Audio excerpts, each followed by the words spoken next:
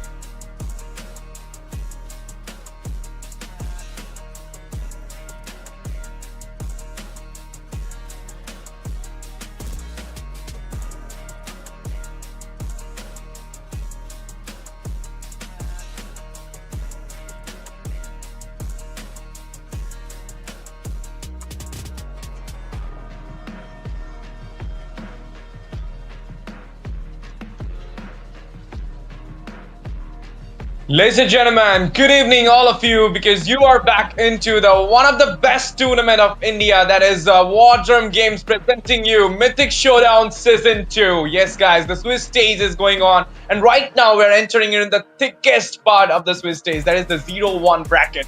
Both these squads have the defeat in the first battle, and now they will be clashing with each other, and this battle will be very intense because they need to make a win, or else it will be a little bit disappointment throughout the latter stage of the Swiss stage. So of course they need to pull out a win here, and this from this stage we're gonna see a lot of skirmishes, a lot of action from both these squads, because a must-win stage has been occurred already in the Mythic Showdown Season 2. That is 0-1 bracket in Swiss stage.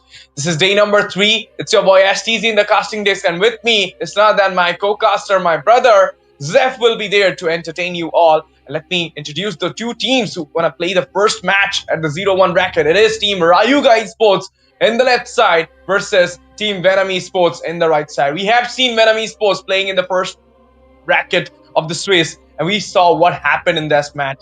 26 minutes, 58 seconds of pure cinematic gameplay. Me and Itami was there to cast out the game. And I remember the game was so good, so deep, that even Elusivity find it a troublesome game, and they were about to lose it out, but then the Cannon Minion goes down, and they just retaliate back with a reverse attack and the reverse win strategy. But now is the time for the redemption. It is the time for the comeback for Venom Esports. Hope we're gonna see it. So do from the Ryuga Esports, the champ in the wildcard stage, the number 1 in the group section of wildcard stage, are right now going against Venom Esports. Even though both these squads have lost the first game in the Swiss stage, I believe they'll bring their full potential 100% gameplay in this Swiss stage, day number 3, 0-1 bracket. Hello Zeph, good evening my boy. How are you feeling casting out this 0-1 bracket for Ryuga and Venom Esports at War Drum Games? Good evening everyone, as well as my Ashda, because just speaking about this match, like you already talked a lot about these teams. They are at absolute heat right now. They know that even the slightest mistake will be a cause for a lot of trouble for them, because this is the 0-1 bracket. You guys have dropped down and don't want to go even further after that, because you need to make sure that wins are coming on your side, as well as the points that you will be receiving, because this stage will instantly make you go towards the playoffs, and the playoffs are the most crucial ones. But for that, you need to make sure that you guys prove that you guys are worthy in the Swiss stage by winning your way out. And just speaking about it, like you talked against Elusivity, Team Venom Esports, they played out their cards really wisely, and Elusivity, they are not the team to be taken lightly as well, because they are one of the top dogs of India Esports series, and going toe-to-toe against them, that is an absolute cinematic scenario that we'll be imagining. But that's not to be imagined, because we have already witnessed that if flexing their gameplay in this match against Ryuga Esports. But Team Ryuga, they are packing a punch of their as well, because they have training. They have been making sure that they will be redeeming, they will be achieving the mark that they have actually set the milestone of.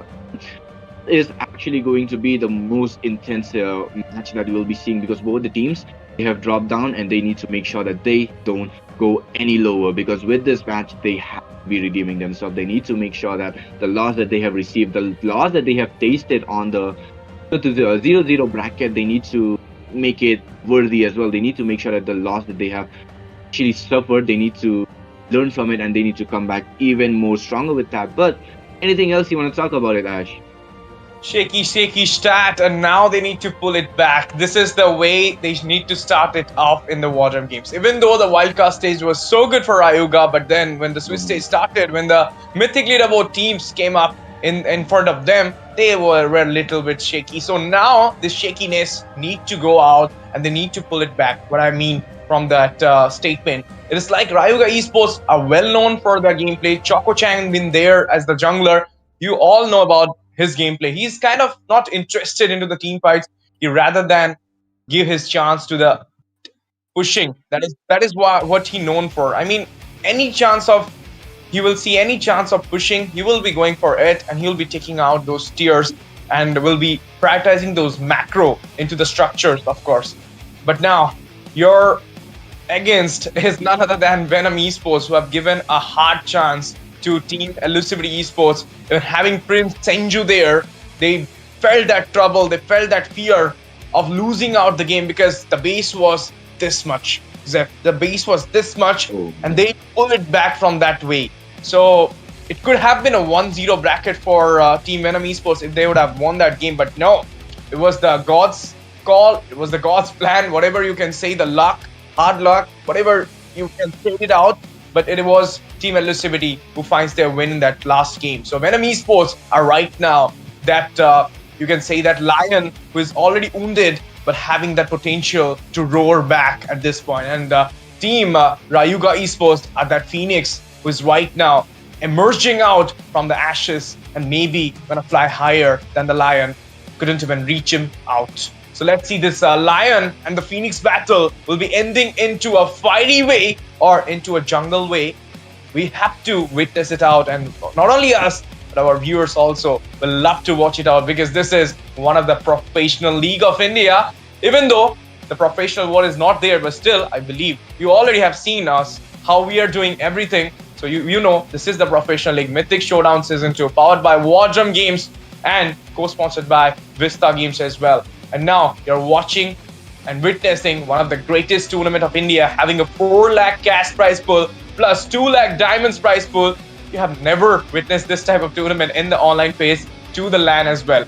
So I'll give you the little bit, the info for the tournament. It is like open qualifier to the wildcard stage, to the Swiss stage, to the round robin, to the glorious LAN at Guwahati. And it is already there in the game. You can check it out. But if you're not checking it out in the game, you can also check it out in our Instagram handle, in our Discord handle. If you want to get more info about Mythic Showdown Season 2, do follow us in our Instagram as well as in our social handles like Discord and YouTube. Also, to subscribe the channel to witness Mythic Showdown Season 2 in the live stream of course. And not only that, like the stream, share the stream to your friends. Don't forget to comment it out whom you're supporting in this Mythic Showdown Season 2. Maybe your favorites will be SATUL, maybe your favorite will be RNTX, maybe your favorite will be Sacrishine, but who knows, Underdog can rise, because this is War Drum Games. We have seen in Nerd a lot of Underdogs performances, a lot of upsets being happened, so why not in Mythic Showdown Season 2? So if you want to witness it, let your friends know, let your girlfriends, friends, whoever playing this game, even if someone is not playing the game, let them know that something is cooking in Indian scene for MOBA 5v5. Let them come here, let them witness this, let them join our community as well. And not only that, we have 1 lakh diamond giveaway. Jeff, have you ever heard about this massive giveaway in any tournament? I don't think so. So this is the only path to earn some diamonds, not only to witness, but you can also full your pockets with the diamonds and can have those sexy skins. But right now, back into the banger. We're going into the draft stage. Zeph, are you ready for it? What do you feel Venom Esports going to prioritize? What do you feel Rayuga will be checking out in the first pick? We don't need to take any guesses because we can already see Venom Esports instantly locking on that Kalia alongside Venom Esports. Wait, there's going to be... Oh, wait, Rayuga Esports actually mastered down onto us that...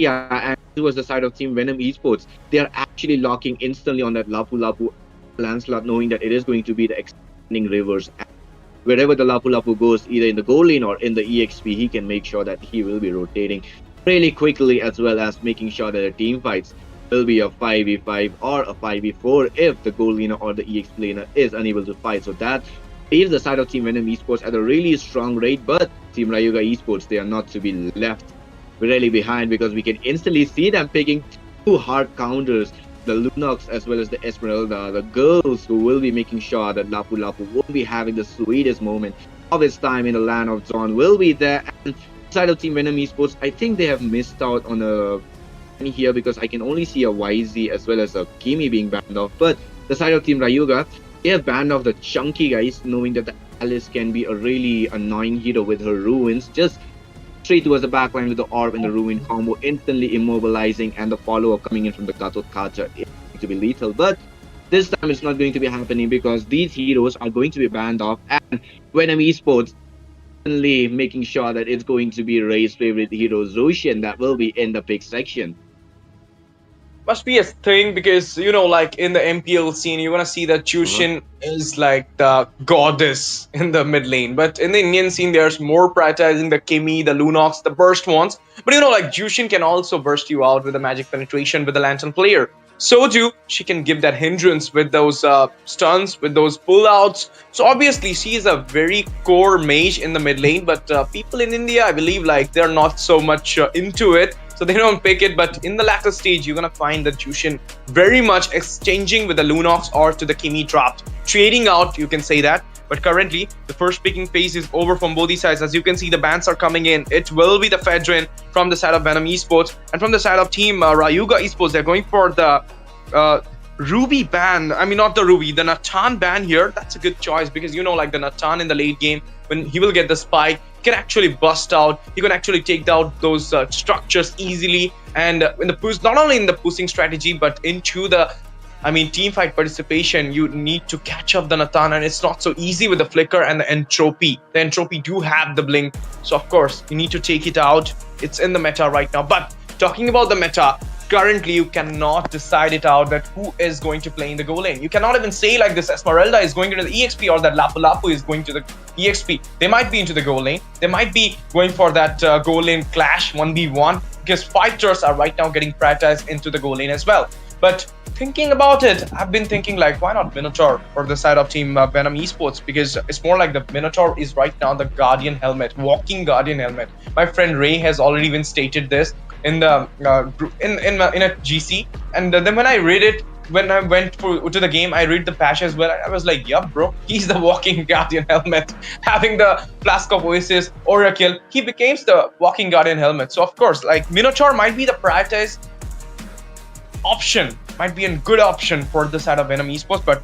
let's not go to that side. Let's go to the banning phase. Another jungle getting banned, that is the Ishan Shin. You do have the Lancelot, but you're taking out that single double S tier jungle who might be into the S tier right now because he's not having that much buff. But having the early game spike, he might be the one who can destroy you out, who can become a maniac in the later phase of the game, having the early game spike, just like the Natan. But now the draft phase continues. The second phase is on. Zeph, any cases? Can you please tell me? Oh man, just looking into the bans, we can see that Nathan is being marked down, expecting Ryuga Esports that Venom Esports still are lacking on the marksman, which they could have gone in for because right now in this current meta, we can see fighters actually evolving. We do not see much marksmen actually having the mobility skill that they need to be escaping as well as having the damage scaling, which definitely Nathan has. That's why he is in meta and he will be off and standing him against the Granger. You can go to the door, but this time it does not matter because Venom Esports, they have taken your suggestion, Ash. They have instantly logged on towards that Minotaur and they will be making sure that that walking Guardian helmet will be there for their hands as well. Like hero there. Speaking about heroes though, we can see Ryuga Esports having that Hayabusa, so they are making sure that the backliners will be marked really brutally. But right now, the only backliner we can see is going to be Zushin, which can also dodge the shadow kill from the Hayabusa, which can actually leave Chocolate Chan a bit of disadvantage. Nonetheless, though, Oh, because Ryuga Esports, wait. Like I was that's cool. speaking, they Yeah. pick a terrorist. It might be the first pick in the Swiss stage of Mythic Showdown Season 2. First time we're going to see that Riz line to the EXP lane. Against whom? We're not even sure. Lapu Lapu into the gold. Now we're going to get sure about it. If you're going to see a Granger here, or maybe you're going to see a Irital. Irital, I'm not sure about it, but Granger had it. This could be the option, or else they can actually go for that Arlot pick, or they can actually pull out the Ruby. CC is banned, so might be a Ruby thing, might be a Arlot, or if they don't want the fighters to be into the EXP or to be into the gold, they might go for that Ranger had it to be into the safer choice. But Xbox, you cannot forget it out, my friend. It can be the option in the goal as well. Mm-hmm.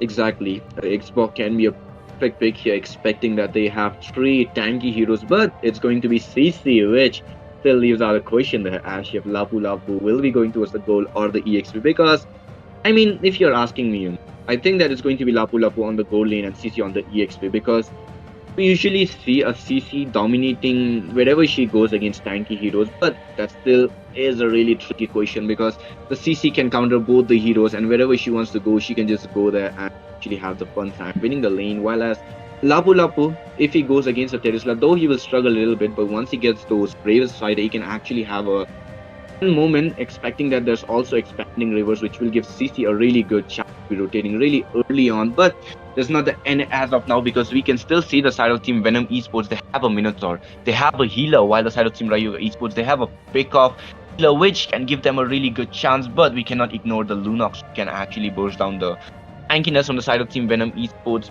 But still the backline hunting, from the side of Team Venom Esports, from that Lancelot as well as that Zushin. But if they want to, they can send out Lapu Lapu onto the backline as well. So the side of Team Venom Esports, they are quite stacked at the moment, but the early game really goes on the hands of Team Ryuga Esports because they have a Lunox as well as the Esmeralda and the Hayabusa. If they get the snowballing, late game can actually be a really interesting one. But as the game progresses, once Venom Esports actually have their items onto their hands, they can make sure that the side of Team Ryuga Esports, they will be punished for the early game aggression that they will be playing it off. So time, if you'll be asking me, Team Ryuga Esports, they have a really early to mid game which they need to utilize to have a really safe and secured late game comp. Otherwise, the side of Team Venom Esports, they will make sure that the side of Team Ryuga Esports will be punished. Day number 3 of Swiss stage.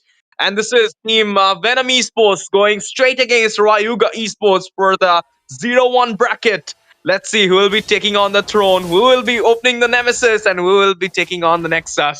Will it be Ryuga? Will it be Venom? Will be known soon. And this game might go past 20 or past 25. We're not sure because Venom don't give up. Definitely, because Team Venom Esports, we have already seen them playing a really extended game. They were just pulling the rubber, because whenever they decided to leave the rubber, the side of Team CBD would have gotten a really, what do we call it, brutal injury. But Team CBD, they were smart and they let go of the rubber really earnestly, which leaves out Lunox as well as Ray, who is on Kaliao. Actually question about how they are actually going to be clearing their minions and rotate really perfectly, because having Shin, Minotaur, who can heal out passively at the same time, give the lowest HP member of his team a really good heal as well. But we are speaking about it, though, the turtle will be here while Chocolate-chan and Kyle will be level 4. But aggression, like I was speaking, they are still holding on towards that really perfect aggression on the mid lane without any regret, without any mistakes. But oh, Kyle. Yep, got Night Runner going for that skirmish there. The Ogi Shadow comes up with the Quad Shadow. He goes back as well, but the Lancelot will be fine before the turtle. And we can see the item sections coming in there. It's not the item section, it's the emblem though. But you're going to see that Hayabusa is totally having that penetration for himself. The damage output will be so high. And from the very beginning, you have seen that what happened to the Lancelot. He took out the 50% of the health from him before the turtle fight. Now, the expanding river is here, Zeph. It's the time for the first turtle objective. But before that, the Lantern Flare comes in. The Brilliance got used. A lot of resources being burned out from the side of Ryuga Esports, giving out a chance for the side of Team Venom Esports to actually go for this turtle dance. Exactly. I mean, this is the chance that we are waiting for. But regardless of that, though, Kyle will be level 5, while we can still see Chocolate-chan not having the most greatest moment of his life in the jungling side. He did try to invade, but sadly, Kyle already got it. While you can see Vishal already coming, though. Of course, with those dances coming out from the Terizla. But now the Minnow and Fury comes in there with something steal out by Choco-chan. They're going for the fight here. The skirmish happened. First blood being secured by none of the time. Lapu in the meantime. Reaper comes in, join the fight. Take out the Galena from the team fight. 3-man down with the Minnow goes in. Esmeralda falls in, and win that. It will be none other than the Lunox taken out by Kaylee there. And they will be taking out the first here. What a start for the side of Team Venom Esports. Even though they lose out the Retribution battle, they find some macro in just 3 minutes of the gameplay. Zev, this is so high right now. Expanding the river area, expanding the zone, expanding the jungle by just taking out the mid-tier in just 3 minutes. Unbelievable. Oh, man. That's absolutely unbelievable moment that just played out from the side of Team Venom Esports as of now. But on towards the mid lane, though, we can still see it's going to be Esmeralda. Maybe taken down for now, and that was a really clutch, what do we call it, save. But will it be enough? Because Shini the knock-up as well, while we can still see the fight, which will be disengaged. But will it be enough though? Because Carbird. Yeah, Caribert right now giving that hindrance with the Latin player. But Yashu official, I mean, believe me, this guy is so good that day as well. And today he in the Lapu Lapu just goes in there, finds the kill Oh, onto. wait. He's knocked Yeah, up. okay, but now the fight's come in, the penalty zone Wait, being there, wait. but it will be the quad shadow being used, and what a way to secure the kill onto the Lapu Lapu. Yashu official, we were glazing him, but now he will not get Oh, glazed. man. He'll be taken out, but in the meantime, the blue buff will be stolen out. This is the thing, I mean, your mid tier falls down. You are right now in a vulnerable position. Your Exactly. jungle area is exposed. Exactly. That is what happens. I mean, you guys lost the mid lane. You guys lost the mid lane turret as well as you guys lost 4 bodies on towards your side. Is not a good sign, especially on the early game side. But the damage dealt, we can still see Kalia having a little upper hand in terms of damage dealt against the Minotaur, but that depends on how the late game goes. But on towards the mid lane, though, Reaper might be taken down. Oh, wait. Oh, the way he does it out. He used that yo-yo please as well to get some reason out there. But now a lot of resources burned out. But there you go. Kelly goes in with a puncture. Finds the kill there as well as it will be the Lantern player, which will be taking out Choco-chan. And the final blow will be given by Ripper to ripping out the man. Hayabusa before the second turtle. And now there is no chance you can actually go for this turtle. Contest it out. You don't have the jungler. Oh, 3v1. The Oh, moon yes, core. we can still see. Oh, yep. The 3v1 is there. We might see Spicy taken down, but Kyle will be securing the turtle. Is sandwiched in between his first tier as well. But oh, before that, though, we can still see Kyle picked off with that Army Slam, but that will be a waste of resource. Oh, Raim will be taken down, though. The way this hindrance coming out from this pulling shit coming out from this Jushin is so high at this point, which will be taking out Ray here. I mean, no chance for Ryuga at this point to actually flinch it out. So they need to hold the game a little bit longer so that they can have the gap. The gap right now created should be filled out by taking some time in, but those blue buffs are being taken out in front of the eyes from that Hayabusa is actually very painful at this point because he's not getting the farm. Exactly. I mean, we can still see the items, just Oracle build up on towards Ray, while Enchanted Talisman and War Axe coming for Terisla SS and as well as but not the enough itemization you need. While we can still see on the side of Team Venom Esports, Minotaur has completed his Flask of Oasis, while CC has the Sea Helper. We can see Lapu Lapu actually going for a really high burst though, but oh, 3v1 scenario, Flick goes towards the minion so that he can have the spell vamp, but will it be enough though, because it's a 4v1 scenario, might be taken down, which he by Spicy, his own opponent will be taking him down, and with that, we can see it's only going to be the 2 deaths from Yasuo, who the cause of the 2, we call it, we call opening ill for the side of Team Ryuga Esports. But yeah, where I was about the items. Elegant Gem onto the Zushin, as well as the glowing one already completed for her. That is going to be giving her a really what do we call it? In terms of the team fight, which is going to be a really heavy cost for the side of Team Ryuga Esports, having a anti-heal life bane item already onto as a hero on your opponent's side. That too is a mage who can have a really amazing stun. But oh, Yasuo Yashu though, but now he's going for that fight, and you're gonna see Yashu getting bursted out by Kevin Hater.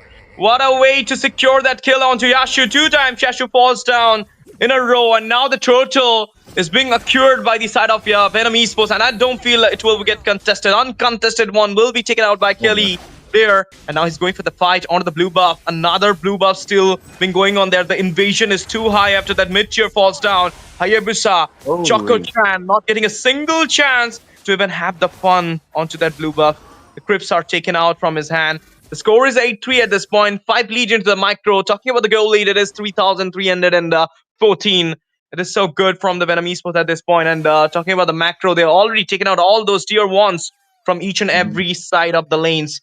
So they're right now vulnerable to that Lord push, or you can say the mighty rush from the Lord. So let's see what will be happening. But before that, it will be the first item priority from the Esmeralda taking out that Oracle for herself, giving out a little bit of reason, or you can see the Absorb will be a little bit high as well at the point. So let's see how this match goes. But currently, it is still tilted out toward the side of Venom Esports. They're having the upper hand. Exactly. The side of Team Venom Esports, they're having the greatest moment of their time at the moment, amount of healing that they are receiving at the same time. The amount of damage they are ditching on towards the side of Team Ryuga, that is really questionable about Ryuga Esports. But mistaken though, is still going to be Spicy with 38.5k, following up with Yasu with 38.1k as Ray follows up, even though he's a roamer, but we can still see the Minotaur being really below. I mean, he went for Flask of Oasis. Uh-huh. We can already see the macro, like we were mentioning in the draft as well, like how Chocolate Chan actually goes in for the 30th rather than going for the team fights, and he is doing the exact same here. He's focused on the macro rather than the team fights, which individually is kind of a good thing. I mean, you are a Hayabusa, you can go in split pushes, have the greatest moment of your life, give out the lane pressure on your opponents, which is there right now. But as we are speaking, though, we can see Divine Glaive on towards Lunox being built up, which is going to be giving her a really immense amount of penetration. But Skypius as well follows over the fight, though. The follow-up comes in, the brilliance being used, Flicker paid it as well, but now the Lantern comes in, Kelly goes in with the Phantom Execution, finds a kill on to Cabinator. In the meantime, we're going to see that Bravest Fighter being used as well. Ogi Shadow kill comes up by Choko-chan, he goes back there with a 1-for-none trade. It will be Team Venom Esports having the high ground here in this game number 1. 0-1 bracket at the Swiss stage at War Drum Games, and it will be giving the Lord advantage for the side of Team Venom Esports in the very first Lord of the game. In the meantime, there will be the split push going into the bot side, taking out one tier 1 from the bot, but it will be Yashu official following up there, clearing out the waves, making sure that another structure neither be get destroyed by the side of team Ryuga Esports. Before that, the slash comes in, the quad shadow being used, he goes back in the safer zone, retaliation happened there, the tier 2 not there being in the bot side, the Lord is vulnerable to the Lord side, but carry burns in the meantime, finds a kill out to Ray, it will be the solo kill in the off-cam scene, and it will be Ray falling down there before the Lord rush, and now this Holy Blessings are in the vulnerable position, might be taken off before the Lord comes in. Now the Mega Minions goes in there, the tier 2 will be taken out at this position, and we're gonna see those Cannon Minion and the Lord Rush being there. Holy Blessing goes off, Puncture being used, Lancy goes in there. It will be the inhibitor falling down from the bot side, but there will be the retaliation, there will be the fight coming in, a redemption arc being written by the side of Ryuga Esports. It will not be much. They're deflecting out the Lord, but the inhibitors are standing strong into the mid side, so it will not be easy to actually deflect it out. Exactly. The side of Team Venom Esports, they are trying to ditch out as much damage as they can, though, so that they can have the opening to just go ahead and clear out the Nexus here. But oh, pick off though.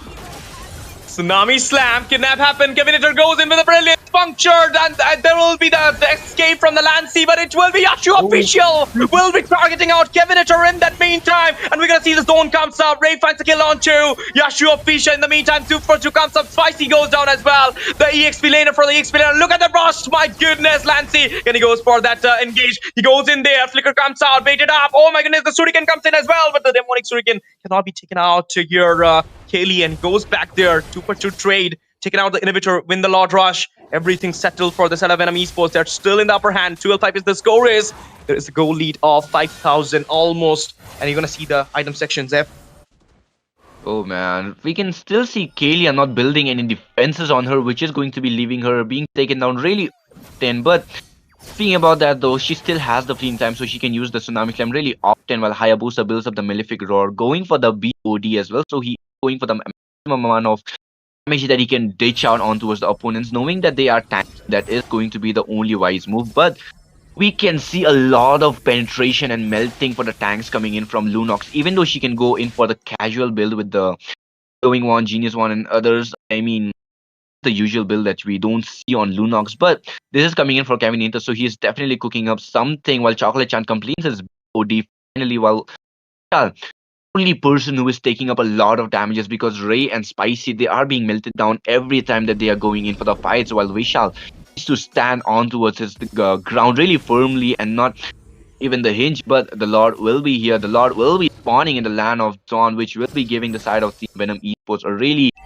great advantage, as well as having 5k gold lead on towards their hand even towards the 30-minute mark, which is going to be giving them a really decent amount of advantage in terms of the fights. But the side of Team Ryuga Esports making sure that the macro does not fall even more on towards their back, because they are getting pressurized a lot, while the Lord will be slain off from the side of Team Venom Esports and Ryuga Esports. They need to make sure that their items will be built up, and we can finally see a dominance coming in, but the be immense though. Yeah, the engage there, the Minion Fury being used as well. The player comes from the backside, it will be the Jushin, of course, giving out the follow-up. In the meantime, we're going to see the clearance of the waves into the mid-side as well. Lord coming into the high goes in. Yep.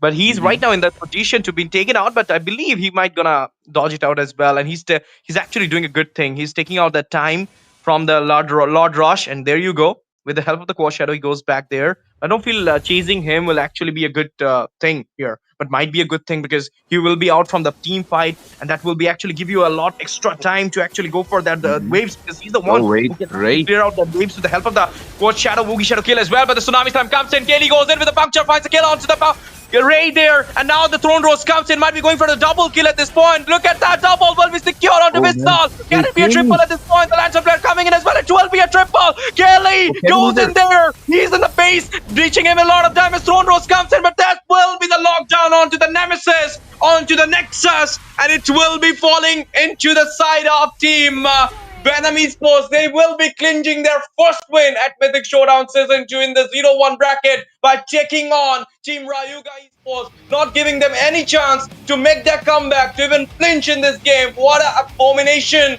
for Ryuga Esports at this point, and you're gonna see this type of destruction, dominative play from Venom Esports. I told you, this team is having so much potential. That day, they could have taken out Elusivity, but they couldn't have, and the bleeded Lion, the Lion who got injured that day, literally rode onto the Phoenix, not let the Phoenix to come out from the ash. And now you're gonna talk about the win.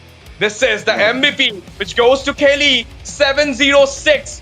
And this is high godlike play from the Kelly. Absolutely carry, absolutely cinematic, absolutely dramatic. Oh man, exactly. I mean, just look at the tower damage she has as well as the damage she's been ditching out. But Ryuga Esports, they did. I mean, like I told you that they have the early to mid game comp which they need to utilize, but sadly they weren't able to do it. While the side of Team Ryuga Esports, while the side of Team Venom Esports, they made sure that the early to late game they just potentially did it everything with that. Well, we can still see Lapu Lapu having 10k. Oh man, we can still see 10k gold lead coming on towards him. Lancelot with the 12k. Zushin 8.5k, 3010 KD as well. Lancelot 706, definitely a worthy MVP. While this 47.2k and 39.9k gold, we can still see the difference coming in terms of the goal as well. And if you're speaking about emblems though, there were a really oddly, what do we call it, emblems that were coming in, because we usually see a Warcry coming on towards the land, towards the Hayabusa, but this time he needed a little bit extra amount of penetration, which he would have gotten in with the Rapture, but didn't went for it, which left him at a real, what do we call, a little bit of the disadvantage in terms of the early game penetration, which he should have gotten with the Rapture. But on towards Kaylee though, even though he went in for the, what do we call it, for the concentrated energy as well as for the support emblem, which not going to be helping him out, because he went in for two supportive items rather than going for full defensive, which left him at a really easily markable position, and he was getting marked down at plus rate as well. While on towards the damage dealt though, we can still see it's going to be Lancelot followed up with what do we call it, Ashuo, who actually had a really fun amazing fight here, and head to head we can still see it's going to be Esmeralda whilst against Lapu Lapu, which Lapu Lapu actually made a really utilizable fight here while having a really advantage amount, having his counter against him. Still he was able to manage it out. While on the jungling area we know that Thorn Rose cancelled down the Oni shadow kill, which actually happened out here, and Kaylee was able to utilize it at its maximum potential with the killing spree emblem, making sure that he will be regaining HP every time he will be getting the kills. On towards the mages, on towards the mid laners though, as we were speaking, it should have been Lunox who would have had a really fun moment melting down the tank, but sadly she was against Caribert, who is on towards the Zushin, which really good laning phase, having the lane dominance on towards his hands as well, which will be here giving him the upper hand in the rotation, which eventually led to the lane being dominated. While on towards the roaming section, like I was speaking, it's Kalia on towards the supportive items, late on towards the dominance, which left her at a really markable rate once again, I'll tell you. But on towards the EXP side, like we are speaking now, as we can see, it's going to be Vishal against Reaper, while Reaper instantly went in for the Sea Halberd. Combined with that War Axe was a really intense amount of scenario that came in for the Rizla, because he wasn't able to rotate because of his slow movement speed as well. Burst Oh my goodness. much, Look but at that. for the rich guy, The rich guy. Everything goes to minute. the man. Kaylee, of course, the way he took out that triple kill, and obviously the Guardian, the wingman here, is of course Sheeny with the Minotaur. I told you, the walking Guardian helmet, already been stated by Ray there after the patch. And so do the Esmeralda play was so good though, but it didn't work the way it should have. I mean, even though you have seen that a lot of times Yashu was being caught up by the penetration from the brilliance from the light ult and the tsunami slam, but then in the end, we saw that it is Team Ryuga Esports who got down by the side of Venom Esports because of that mid lane trade.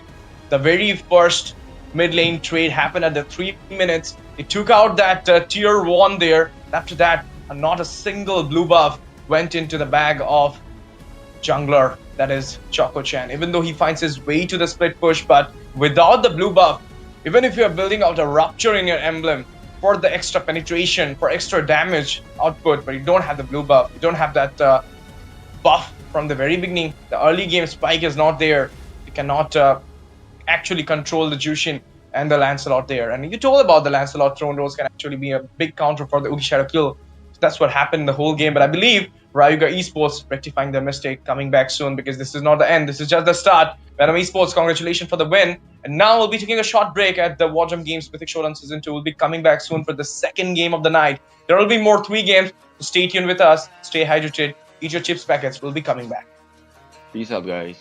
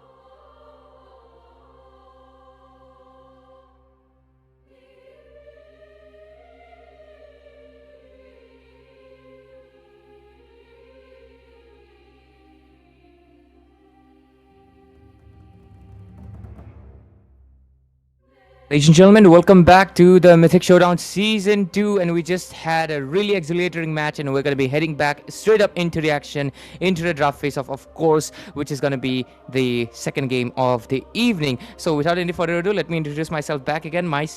I'm Ray, and I'm going to be joined again, of course, my brother here, Ash TZ, and with it, I think we'll go straight up into the drafting phase, and there we go, and it's going to be between team, of course, it will be updated, don't worry about it.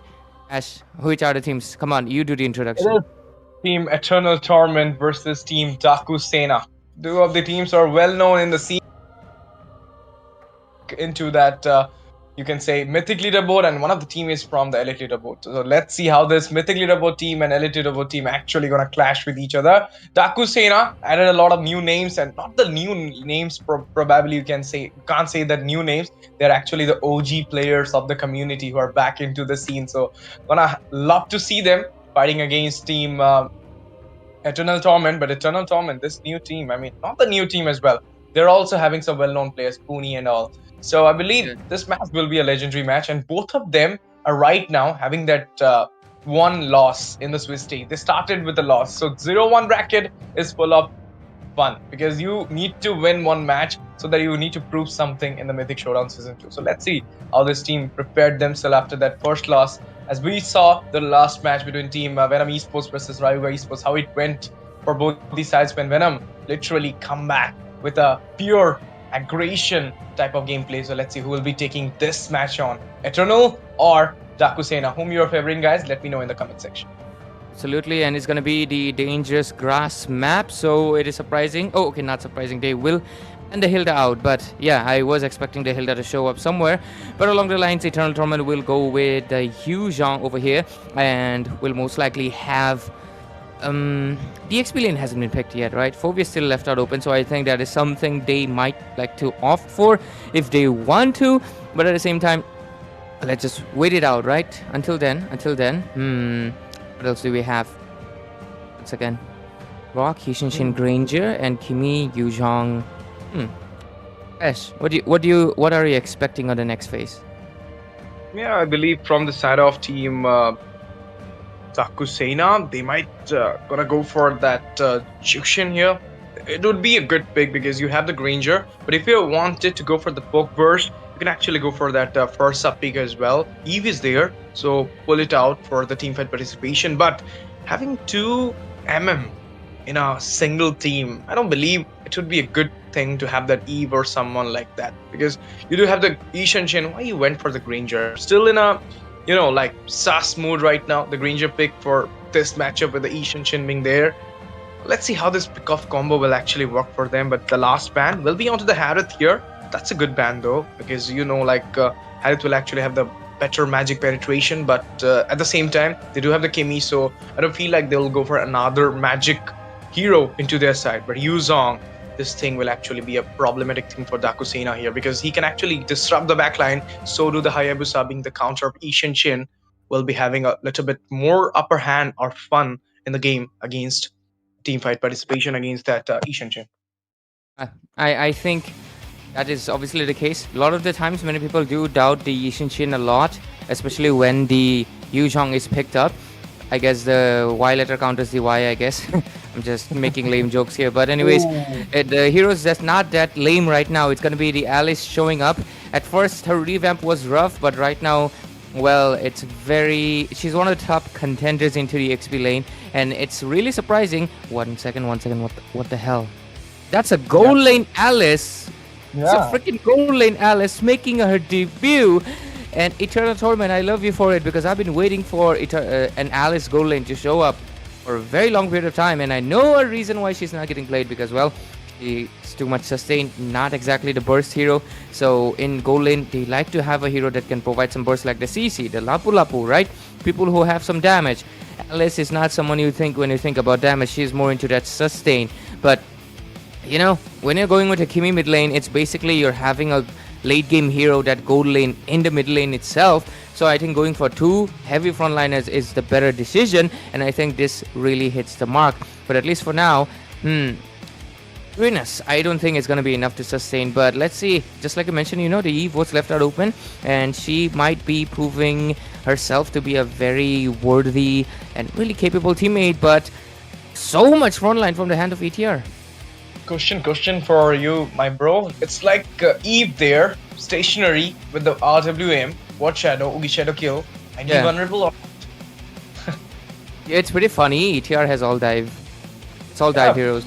I don't know why Not they a went single. for the. It better they could have built out something else here, but the Jushin was banned. Jushin was the perfect hero here for the side of Sorry, Dakushin. Ben. I'm not saying because you are here, but it is actually the thing. But they banned it out. So perfectly, the draft has been done by Eternal Torment. So I believe Dakushena, they needs to actually show their synergy in this game more than the draft, because I don't feel like the draft has been won by them. It's 70-30 right now in the draft for Eternal Torment versus Dakusena. They do have the counter, they do have the Yuzong, Alice being there as well. So it's more like they have all those pickup rates for them, Kimi being there, and you have two goal laners with Eve. So it's like the Hayabusa really gonna feed you on, because 3 squeezy heroes for the Haya. I don't know why they went for that Ishanshin Granger thing, but I think it might be a backlash for them. But let's see. I mean, this is just a drop, guys. Execution part is yet to come. So it will be there in the game, so we cannot judge from that very soon into the draft. Let's see what will be happening in the game, guys. Absolutely. And with it, the draft pick has been done. And there we go with the spells. All flicker for Dakusin over here. And on the other side, all flicker as well, except for, of course, the Yuzhong, the guy who doesn't like to go for any other spell except for the Petrify. So it's going to be the final spells of both of these teams. And with it, we will head into the game. It's going to be DS versus Eternal Torment, ladies and gentlemen. They are in the 0-1 brackets, and a team that loses it out will go into that 0-2 brackets where they will face the elimination. And on the other team, they will continue their journey onward. And with it, I think we're ready. Okay, looks like we're getting a glimpse of the skins instead and what they, chose. So, which skins did they chose? Hey, why is Yuzhong going for the Starlight skin instead of trying to go for something flashy? Bro, it's the tournament lobby. You get all the excess, right? So, why do you think he went for the Starlight? To match with the Grok? Are they twinning? Maybe with the Eve as well. So I don't know. But the thing is, you could have built out that my favorite skin of Yuzong, that is the Exorcist one. It looks like Yeah, boss. man. Yeah. Yeah. But here we are. Okay, no, we're not yet into the land of dawn. No, need to we wait got a for- glimpse of their skins, to see that they've been twinning over here. Who is Peter? And of course, Haitatsu. They're twinning with, who was it? Yeah, Tatakai. Peter will be seen into the Eve. So I mean, I told you, like, big names are there from Dakusena. Haitatsu, the Roamer, still being there. Zaz into the EXP, and other than that, 3 names will be really primey one here, because having Funny Valentine, Ryu, and who is Peter, we're gonna see this match going maybe into the hand of Dakusena, or maybe ET will be clutch it out from their face, because both the teams yet to take their first victory at Mythic Showdown Season 2. So let's see, guys, who will be having the victor and who will be in the defeat position. But before that, Ray, I mean, I know, like, I already told about the Eve positioning and all, but Grok being there, do you feel like the opening will be a little bit better for the side of Dakushena because of that tech charge, and the positioning of Ishanshin will actually help to wipe out 2-3 members in the team fight participation during Turtle? Or it will be the use of zoning out properly? I think, yeah, because just like I mentioned, I think Grok is one of the, literally, I think he's the #1 tank right now.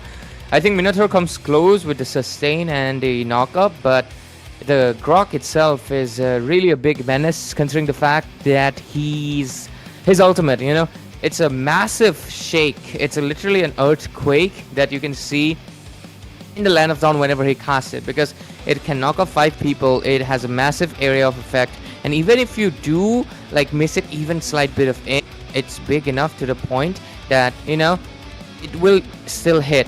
So I think that's the main reason. But anyways, I think still it is up to a little bit of a debate, because Alice can also blink out. Khalid is not exactly the hero, and neither is the Yuzhong to blink out that easily. But let's just wait until we start into the game and go into the Land of Dawn itself. Until then, I think we're done with the spells and everything. Yeah. So anyways, I think we're just gonna wait out here and look at their faces and everything. And I really love the No, fact that what is it? not only that, we're gonna talk about is this crazy Pappu is the prime super prime Pappu? Yeah, Super Prime Pappu. His name was Okay. too long, because I mean, imagine Super Prime Pappu. That super would be above his face. So he wanted to, shorten it out. So yeah, I mean, look at Funny Valentine. His name is covering his face. So Funny Valentine, if you're there, maybe change your name to Valentine only. I mean, I get it. Okay, Funny Valentine. It's a reference. But anyways, with it, we're going into the game. We missed out on a few seconds, but it's okay. With it, it's gonna be the first hurdle already getting taken and a few kills shifted into the hands of ET. But with that, okay, a pause will come in. It will most likely be to accommodate any changes or anything. But till then, you know, since we got kicked into the game in a little bit of a mid phase, right? Hmm. Look at that. 0 I to mean, look 5. at that lead, bro. Crazy Pappu is 201 KDA. He's in 201 KDA, and we're talking about him that the aggression of this Khalid play in the dangerous grass is so accurate at this point. And look at that. The wall comes up, knock up as well. There will be the Desert Tornado coming onto the Granger, and now he's getting cornered down, but there will be the retaliation coming in. Rhapsody comes up as well, teaching a lot of damage onto the Alice, but it's not gonna take him out there. But the second turtle being there, Ray, whom do you think gonna have it on? I believe Puni might be. Yeah, most likely Pune because I don't think. Yeah, YSS is going for that 4-1 rotation.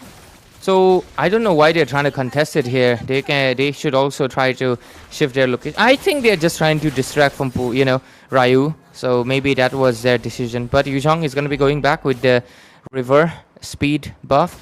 This is the dangerous grass. So Yeah, this let's is the see. Yeah? dangerous Let's grass. wait. Let's wait. No, I'm sure this is the dangerous No, grass. no, no. I because- mean, like, let's wait until they like execute something because so far though, Okay, yeah. nothing much. Yeah. Nothing much yet because onto the top though, you're gonna see Hey! that we are being fallen down, but it will be crazy Pappu overextending there, taking out Peter, and he will be taken down as well for the overextension. 1-for-1 is a trade, but it is the road for the mid laner. And in the meantime, tier 1 onto the mid has already been fallen down, expanding the jungle area. So to the top side, Puni will be the one taking out the tier there, and now the blue buff is in danger. The invasion been going on there. The Yuzong goes in with a dive, reaching out a lot of damage onto the Uranus, and right now we're gonna see the rotation coming in there, but Puni will be the one securing the blue buff in front of the face of the Ishan Shin. Having no blue buff will be vulnerable for the Ishan Shin to actually cope up with the game. It is Ryu though, Mountain Chakra released there, as well as the zone coming in. It will be the Tatakai going in. Ryu falls down as well, but now might be gonna see a double kill. Tech shot might come up, the knock off is being there, but it will be crazy. Pappu goes in, Death Sonata, and it will be the triple kill for crazy Pappu with the Desert Tornado. My goodness! They're raising Sandstorm, Desert Tornado combo with the Flicker, and Tatakai with Prime Pappu will be the one securing that triple kill. The Roamer is right now destroying the hope of Dakusena in Mythic Showdown Season 2. It's not looking good because again, I mean, Ash just really laid it out on the team fight, but we can clearly see. I mean, yes, it's the emblem setup. I think nothing's out of the ordinary here, and I think the Eve also went in for the tenacity just to have a little bit of damage reduction. But I think going in for the bounty hunter would have been a little better option in case. But with that 1 for 10 score, okay, Khalid's gonna get stuck here, but he got the Desert Sandstorm to just get out of it. But 1 to 10. Almost 6-8, so almost 7,000 gold advantage into the side of Eternal Torment. And with it, I am not really sure what Dakusena can really do to make any sort of comeback right now. If they're not able to do anything, they're going to be going into that 0-2 brackets where they will face the elimination rounds. So let's just wait out a bit and see if they can make that comeback. Our team Eternal Torment today will be not the one in Torment, and they'll be moving ahead with that 1-1 brackets. So let's see. Let's just wait. Now at least rotations have been made to the top. Looks like bad decision into the hands of Pappu. Crazy Pappu, crazy. You can say that crazy outplaying was done, but he got cornered down by Peter. But in the meantime, we're gonna see that 10:2. The ratio of the micro is too high, and you're gonna see that 6,250 almost goal lead in the hand of Team Eternal Torment. And this is just 8 minutes of the game. They've grabbed on to the three turtles. They're right now having all those tier 1s into their hand. Even the tier 2 of the mid has already fallen down. So it's more like the expansion has been done so perfectly. The zone will be there. The fights will be there. If they are taking the first lot, the inferior one, they're gonna actually go for that mighty push inside the mid tier, and they might gonna complete the game in just 9 minutes 20 seconds mark, or maybe 9 minutes 40 seconds mark. We're not even sure, but the Mountain Shocker release there got the chance to fly over with the help of the Dragon Form. He got down there in the hand of Funny Valentine with the Rhapsody coming in. But now, Ray, do you feel like this little bit hold, little bit microchip will actually going to help Dakusena to make their comeback? Maybe. I still think it's a little early, Ash, because their hero, like Yushinshin and Granger, they only shine in the later phase. You might make the comparison that the Kimi and the Alice also get stronger as the game progresses towards and they get more items, but I think Granger and the YSS physical damage is something that is really hard to counter out. So maybe that might be the reason, but until then we're just gonna wait. Okay, conceal play on the top might just happen. Look at that. Death charge comes in as well. In the meantime, we're gonna see the blood. Oh my goodness, Reno Saint falls down. Funny Valentine going in there, but it will be the Putty. Goes in with a quad shadow. Shadow kill comes up as well. The Shuriken Big there hitting on, but it will be Zaz falling down as well. 2 for 1. The trade is, and now there is a chance they can actually go for the Lord, because they're not having those players out to give that opening or the contest to the Lord, and Puni just goes in there to the Lord. In the meantime, they find the tier 2 as well. Ray, I don't feel like this is going good for Dakusena at this point.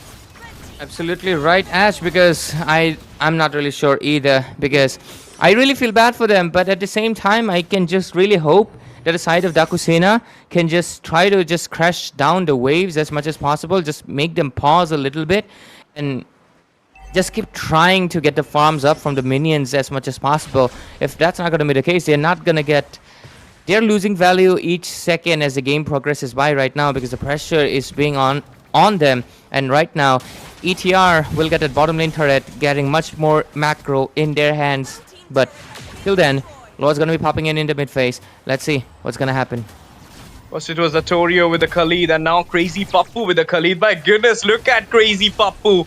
He's at the KD of 6-3. The Holy Blessings falls up. Lord goes down as well, but now he's getting torn down there. Cornered by the whole squad of DS, but still finds his way back with the help of the Sand Rays, and will be using the Sand Guard as well to get that reason into his hand. Even though there was no skirmish, there was no scratch from Team Eternal's Ramen.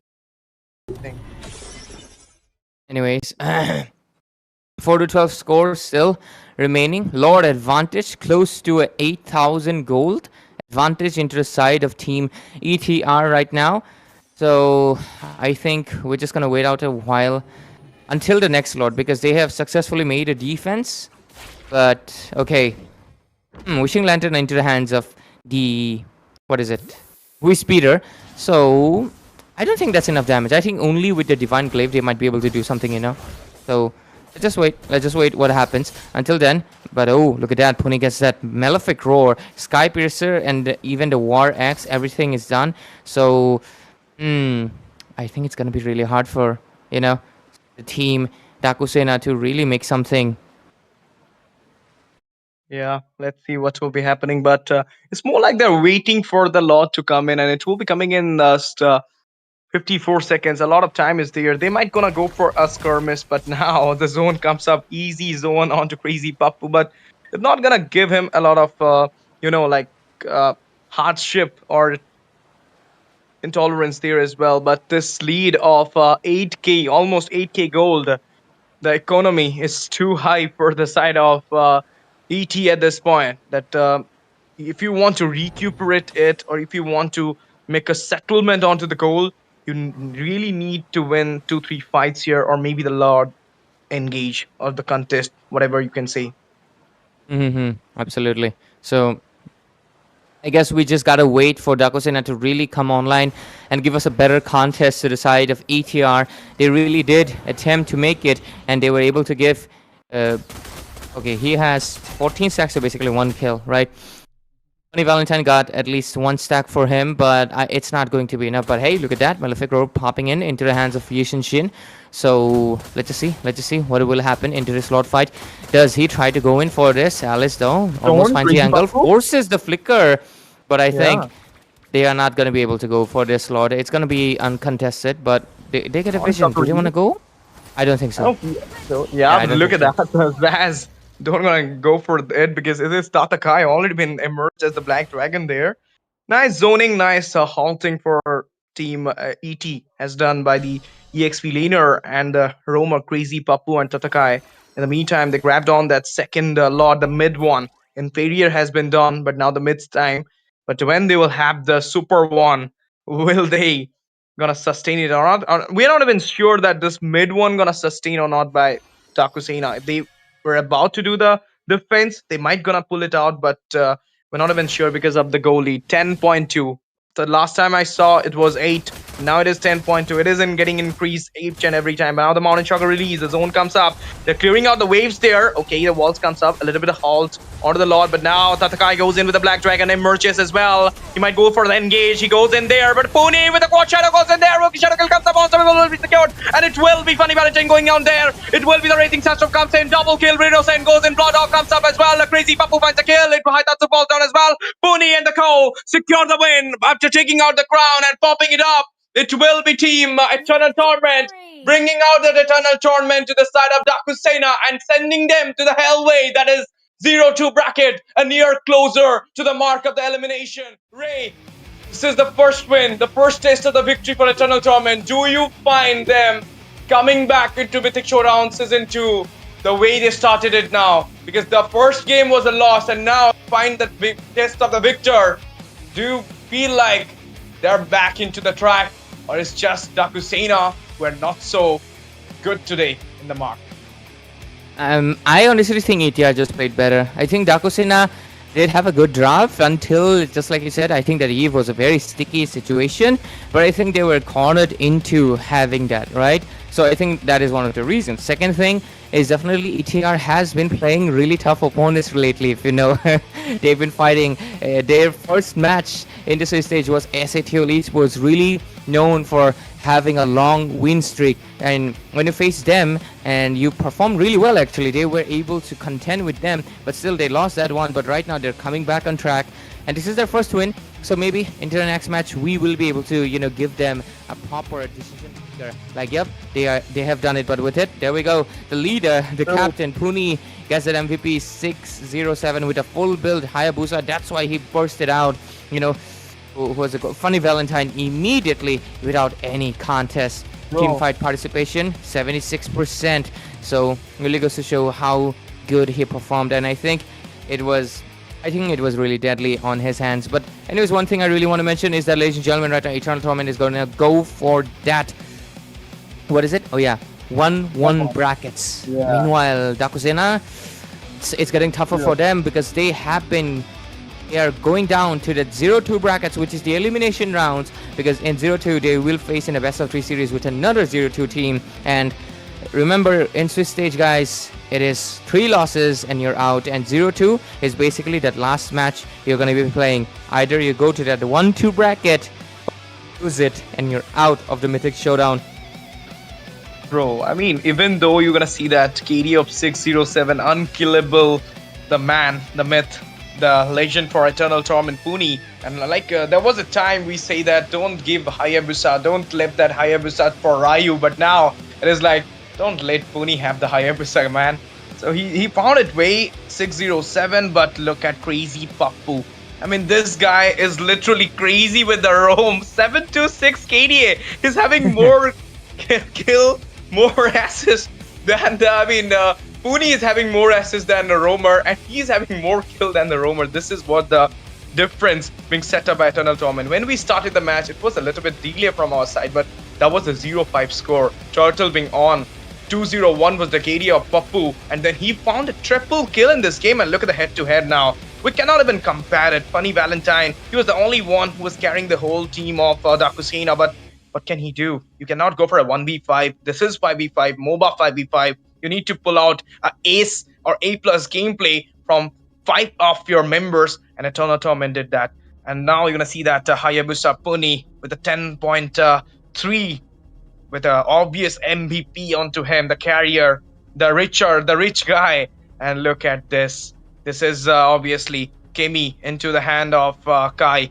and what a gameplay he was doing. I mean, even though the remnants of Kai was not so big there because of Pappu and Puni was really shadowing him there, but still he managed to pull out that good KDA for him as well. Just like 100% from Eternal Torment. They gave it out and did the head-to-head roamer. I don't want to talk it, man. I don't want to talk it. 024, 726, everything goes to none other than Crazy Pappu. He was crazy tonight. And in the end, it is the Yuzong obviously taking on the winning lane against the Uranus when he found that first tier in just 6 minutes of the time. And this is the thing, last two games we have been seeing like the mid lane is getting down easily, and then the team who are taking down the mid lane, expanding the jungle area for them, are taking on the game as well. But now you're going to see that wingman, not the roamer, but the mid laner having a KD of 0-0-12. And carry, the rich guy, I told you, it will be Pony of course, but it will be the sandbag who will be Uranus. Zaz with a damage taken of 92.468. This is what a Reason God can do. And it was a good game, Ray, but what can we say? A winner takes it all, loser has to fall, and the loser is Dakusena. Winner, Puni, side that is Eternal Torment, will be having the test of 1-1 Swiss stage bracket. Thank you for laying it out so beautifully, Ash. you did the analysis for me as well. Really good job there. But anyways, with it, ladies and gentlemen, we're going to be taking a short little break right now before we head into another match, of course, and give Ash a little bit of a time to obviously sip on some water, but make sure you also stay hydrated. And with it, ladies and gentlemen, we'll be right back with the next Best of 1 series in the Mythic Showdown Season 2, so don't go anywhere, and stay tuned, of course, on War Drum Games.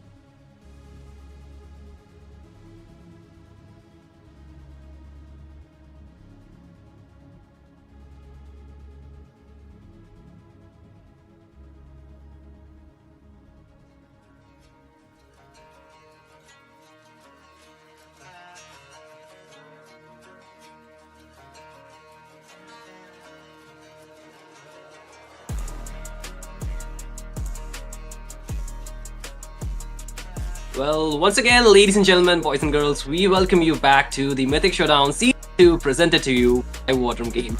And as you know, we are already 2 games down, and the night is still young for us to sleep, isn't it, Itami? Exactly. And this time, on to the 0-1 brackets, it is going to be between Team Untitled going up against Team In Heaven. So both of them, they have incurred their losses onto the past few days, onto the past 2 days. So they will be battling it out, trying to make it onto the 1-1 section, and the losing team will be going onto the 0-2 section. So it is going to be kind of a risky kind of a situation, whichever team that goes onto the 0-2, because after that it will be the elimination for them. It is a do or die after that.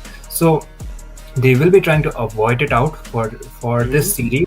And Untitled as well as In Heaven, they have been quite inactive onto the mythical leaderboards compared to the other teams. So that might be the reason why the synergy is not adding up when it came to the first games of both of these teams. So it will be a redemption kind of thing for both of the sides.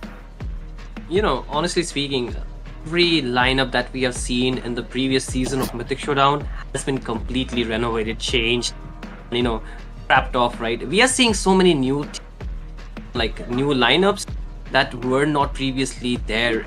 Even I would say, for this season, we are looking some explosive teams, some really different aggressions coming out.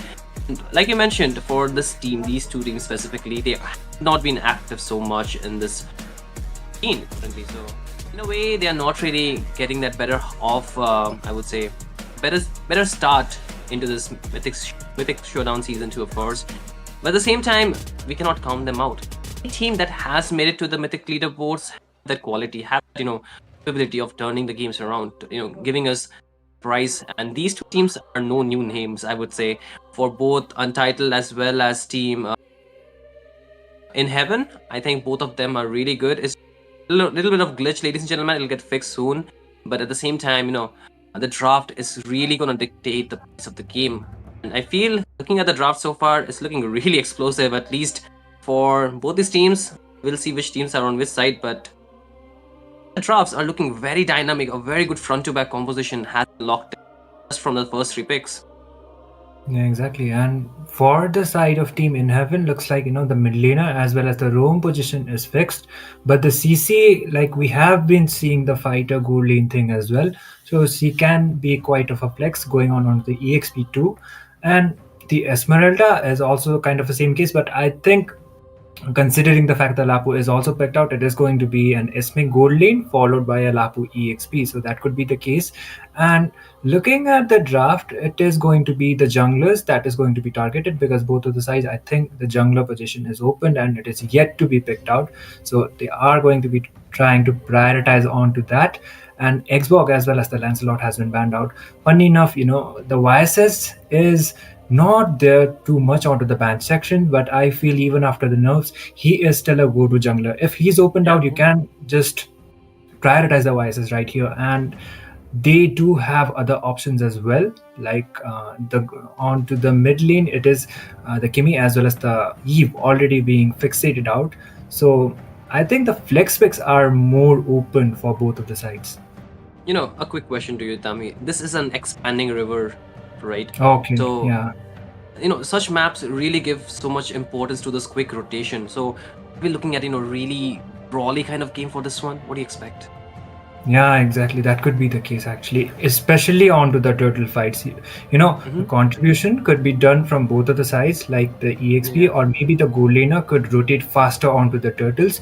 They can steal out onto the objectives and just go back onto the lane because of the river flow. That will be contributing them a lot when it comes to the initiations. So they can just go in, initiate the fight, get some kills or maybe some assists, and just go back onto the lane. So it could be quite done out in terms of the rotations.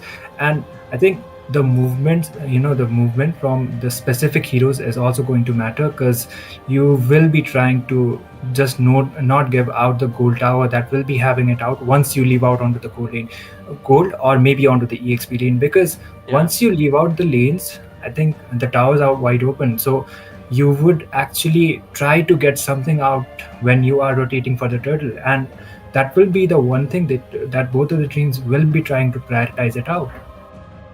I mean, looking at this draft as well, I feel with the expanding river, it also opens up the potential for those invasive kind of gameplay because one, like you mentioned, you can rotate fast, you can actually give the pressure onto the side lanes, right?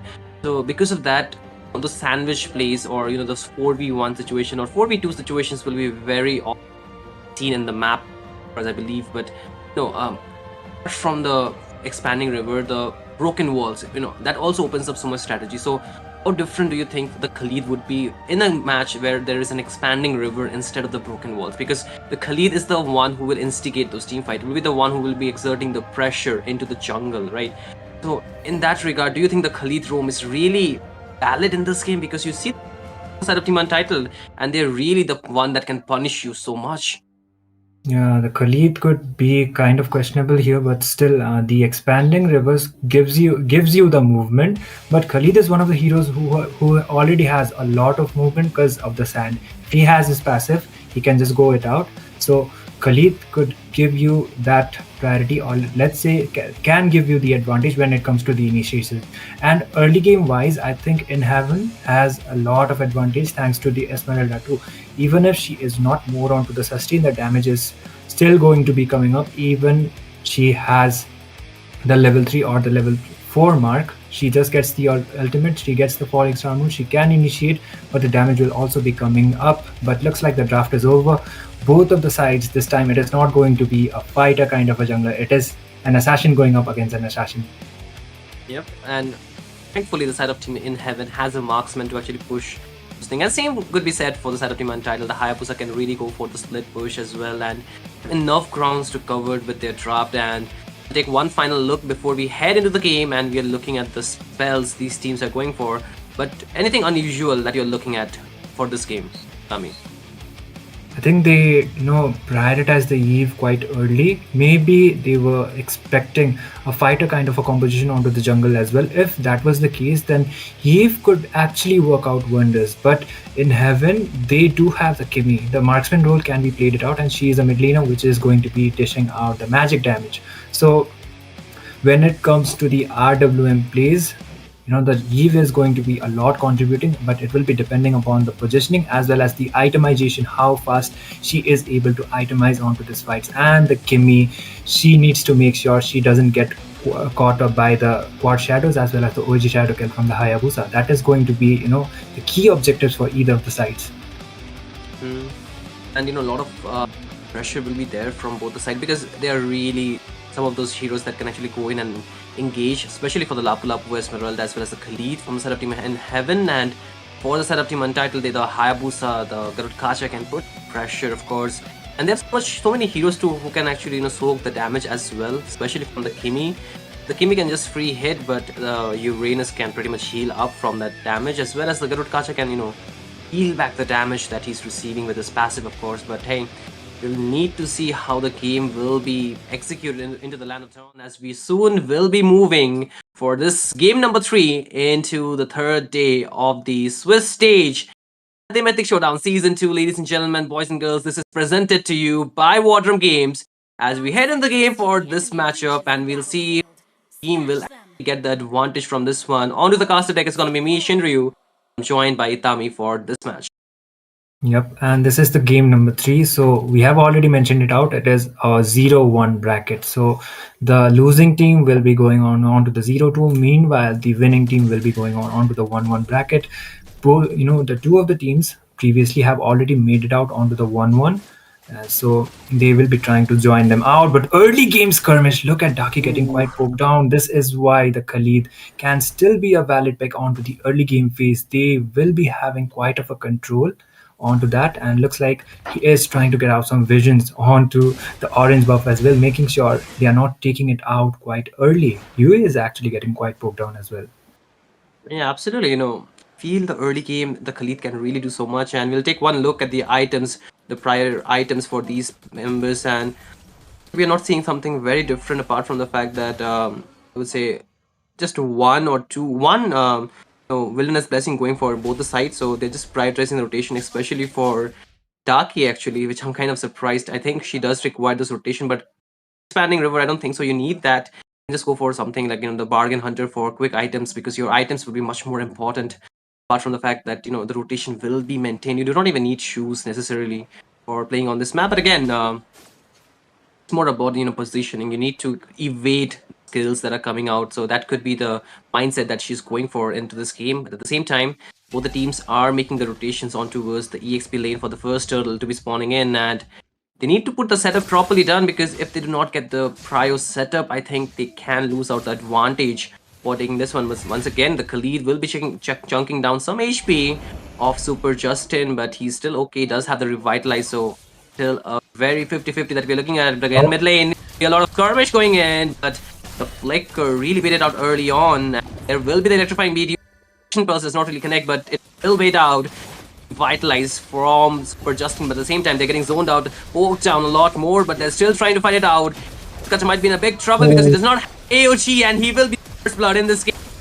With this, the RWM will be drawn down, but the Flicker will be saving Esmeralda, and he will be getting out to the safer zone, but the turtle is still who's gonna get the retribution is still a question, but Esmeralda will be low down on HP, but Hayabusa, that's gonna be Kevin picking up the turtle, but Esmeralda still trying to run out towards the safety, able to do so, but it's one kill, turtle of Team Untitled. Yeah, there's good zoning coming up from the side of Team in Heaven actually. Once they got the first blood, they did make sure, Super Justin is not going to be there onto those team fights. And he didn't have the level 4 mark for his side as well. Taki is quite low. Joy does has the electrifying beats, but looks like she will be aware of the fact that Katot could just taunt him. So he will just be going back. Bravest Fighter being used out onto the bot as well, but still the Uranus will somehow be able to sustain the damage, but he has the Purify instead of the Revitalize, so that will be the one thing trying to avoid. Oh, Nore? Still survives, oh my goodness, but not for too long. KitKat said not today, but he cannot find an escape. It's 1-for-1 for both the teams, but more rotation coming through. But I don't think so. They are trying to take another fight here. They will go for the disengage here.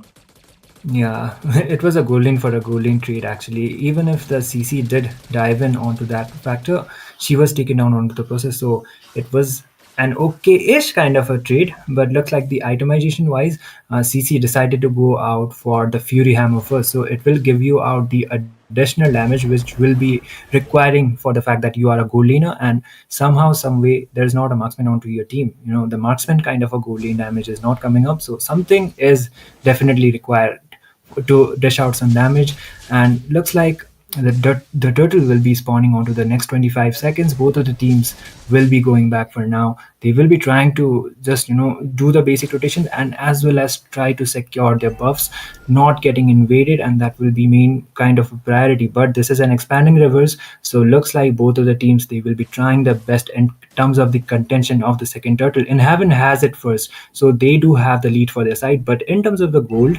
Untitled are actually evening it out.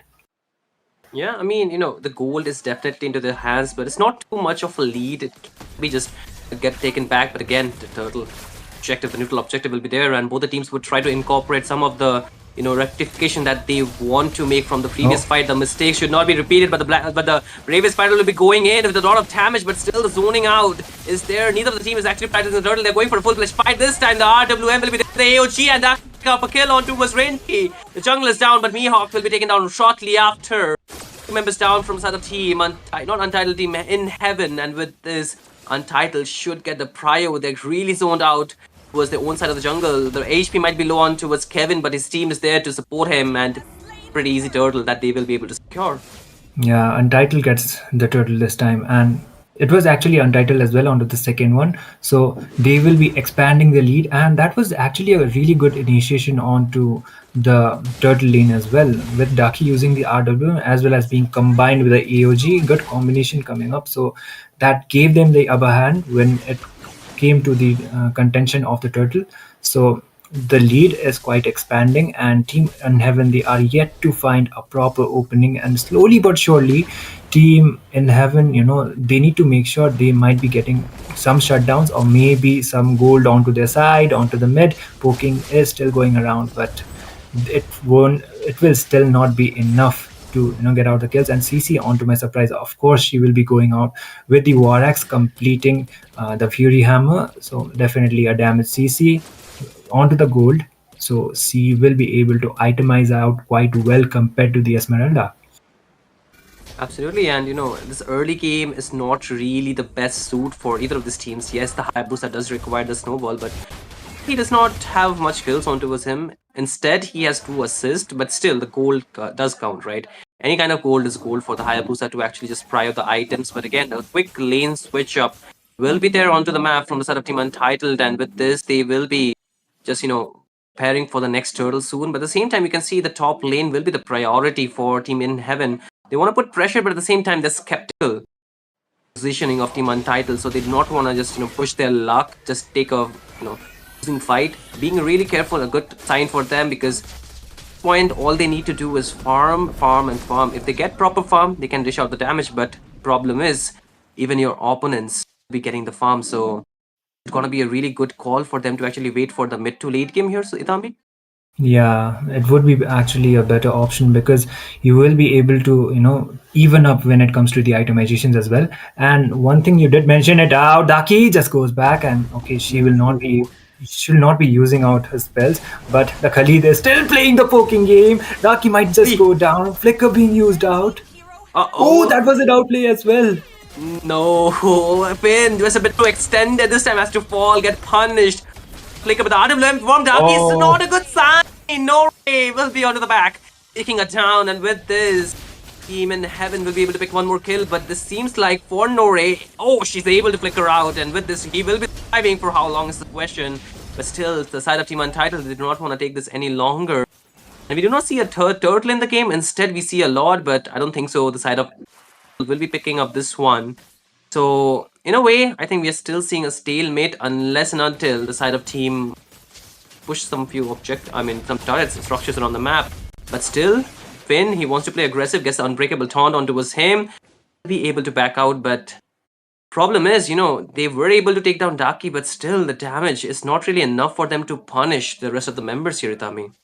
Yeah, even if it was kind of a shutdown, she was almost onto a killing spree. Taunt once again. Oh, the Raging Sandstorm being used out by Finn just to escape instead of initiating. So that is kind of a good trait considering the fact Khalid, when he gets the Raging Sandstorm onto the mid game phase, the cooldown timers are still up. And one thing about Team Untitled is their draft is mostly dependent upon their team comp. Falling Star Moon comes up. Oh, they want to take it more than that because I think they are still hungry for some blood. Nora is into the front line, does not really have the flicker, should be really careful or, burning up those resources once again for the rest of the team. But at the same time, they're just playing a discipline. They're not really trying to push their luck. But we can see on the screen, right, the damage taken. Nori will be number 1 on the list, followed by Super Yui.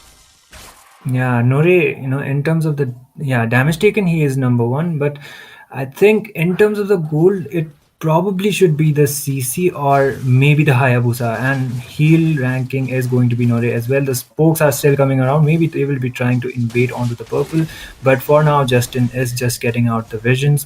I think Untitled, they should be on a really team fight taking kind of a position in order to make sure the trades would be quite worth it. Instead of that, they will be waiting for the major damage dealer. That is going to be that Hayabusa. But oh, Finn, once again. Oh, he was in trouble, but able to get out with the Raging Sandstorm. But that's a huge resource burned up already. And with this, I think Team In Heaven might just have to play a bit defensive. The bot lane, you can see already Uranus, that's going to be Super Yui, trying to poke down the HP from Print. But he's able to just still maneuver his way out. The rest of the troop is, of course, there, but they're not really too excited or too keen on taking this fight. But at the same time, it's not going to be enough because going in and taking down Coco. That's the mid laner down from the side of Team In Heaven, and they're looking for more. Kit Kat will take down Mihawk.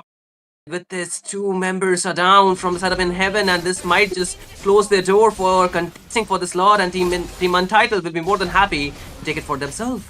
Yeah, 2 for none. So it will be an uncontested lot for the side of Team Untitled. So good trade by far, considering the fact it was the Lapu Lapu. He could be a crucial part, crucial team member for the side of Team In Heaven. There is another initiation onto the mid, Shinryu. Oh, RWM drop down and they're going for more. This cannot get out. Aki picks up the kill. The reaction pulse will be a bit too short, but they're still looking for more. The massive Raging Sandstorm, but still not enough. The Ogi Shadow kill completely negated. And Finn will be falling too. So with this, 3 members once more down. And in Yeah. heaven, they're losing the advantage. Oh, that was too Oh. close, but still, it's not really enough, nearly enough. But with this, I think Untitled, they're getting the better trade for sure. Yeah, Mihawk might just be taken down as well. Look at the damage coming up from the CC. It still won't be somehow enough. One hit was all it would have been taken. Maybe a Sky Piercer would have done a job, but Novi goes in with the Falling Star Moon trying to clear out those minions, but the Lord is still up. And I think Untitled still have the better trades. It will only be the inhibitor towers remaining, or maybe more. Oh, the Holy Defense will be procced down, but still, I don't think so they have minions to actually push in from the bot lane. But no, mid and the top lane, they have minions, but they're nobody to actually push it down. But still, the side of Team in Heaven clearing it down. The minions. Oh, Kevin just goes back right on time. Raging Sandstorm comes up onto him. There is the trade, and Kevin goes down. Oh no, not gonna be enough time though. Oh, there is another initiation once again. Yeah. Oh, Rinty just goes in onto Taki, and she will be falling off onto this process. This time, Super Justin goes down as well. That will be a 2 for none. Actually, a 3 for none for the side of Team Untitled. And looks like in Heaven, they are slowly but surely coming back with the overextension that happened from the side of Team Untitled. And it will be Team Heaven trying to find out more of the advantage. More looks like they will be going in directly onto the mid, but dead timers are already up, and Untitled will be back onto the land of Dawn. Ooh, the fights are really close, right? Every time you're looking at them, it was like almost as if Team Untitled that team fight, but then the turnaround from Team in Heaven. But right now they are able to defend it, although they have lost most of the second tiers. The inhibitors are really low on HP, but I still feel Team in Heaven, they have a fight in them. They are not really going down this easily. They are trying to just, capitalize on the fact that they can still punish Team Untitled, because one wrong positioning and will be just easily taken down. Anyone on the map can be taken down if they just misstep, or if they overstep or overextend at any point. This stage with the Lord spawning in, I think both the teams might want to take another pick off, right? As of now, we are talking about it, right? The electrifying beast stuff from Renty, but it's not going to be taking down anyone. But still, the bravest fighter going in onto a Super Yui, but he's able to heal back up. Nora is there onto the front line, trying to chunk down the HP, but she's getting some span. This might be too much. No. Oh, Nora! Yes, it. Guessing. More members are in trouble, and this time Mihawk cannot find an escape. Double kill for Kevin. And with his Team Untitled once again having the priority on this team fight, the electrifying beast once again comes in, but not dealing enough damage. He needs to back out. And with this, Renty will be going to the safer side of the map, away from the harm's way, but this will give the advantage to Team Untitled for taking down this Lord once again. Yeah, the second uncontested Lord, and the overextension from Nore will be costing Team in Heaven the second objective, and looks like Rinty will be going back with the electrifying beats. And this defense is definitely going to be tougher than the previous one, considering the fact they only have the inhibitors remaining, and the inhibitors HP doesn't look too good for me. It depends upon how well Team Untitled are able to sync out onto those lanes. And look at the goal difference. I think Untitled are having more of an advantage. Actually, it is the Esmeralda who has more gold compared to the CC, but when it comes to the sustain as well as the overall gold, that might be giving Team Untitled the advantage. But there's the team fight once again. Oh, they're looking for more this time. Yes, there will be the RWM, but still Finn will be the one taken down. Still, the Lord is not cleared, and Team in Heaven, they're trying their best. They're trying their most to clear out the waves, to clear out the Lord, and they will be able to do so. But the inhibitor has already fallen. The mid on the top lane, the more waves they come in, the more problem it will be for Team in Heaven actually to defend this round. The base's crystal is really low, and with this, Untitled will be the one claiming the victory for this game. Yeah, good game coming out from the side of Team Untitled, and good discipline as well, I would say. On to the first Lord, the job was not actually done, but they were able to prioritize the towers. And on to the second one, they did make sure once the Esmeralda over-engaged, they went out for the second objective, and the lane syncing was also quite up to the point. So they did make sure, without even taking out all of the members, they directly went out onto the Nexus, and they were able to do the job. So good game coming up from the side of Team Untitled. So in Heaven will be the one falling off onto the 0-2 bracket. So it is looking out quite tough for them, but it will be Team Untitled for this game who will be taking the victory. And there you go, the MVP is going to be none other than Daki Sena, on to the rescue for the side of Team Untitled. Crazy, right? I think Daki quite well deserved it because she had very good positioning. And there were only 2 moments when she got punished, but apart from that, I think she played an absolutely phenomenal game. I think yesterday when I was casting her game, she was the one getting marked.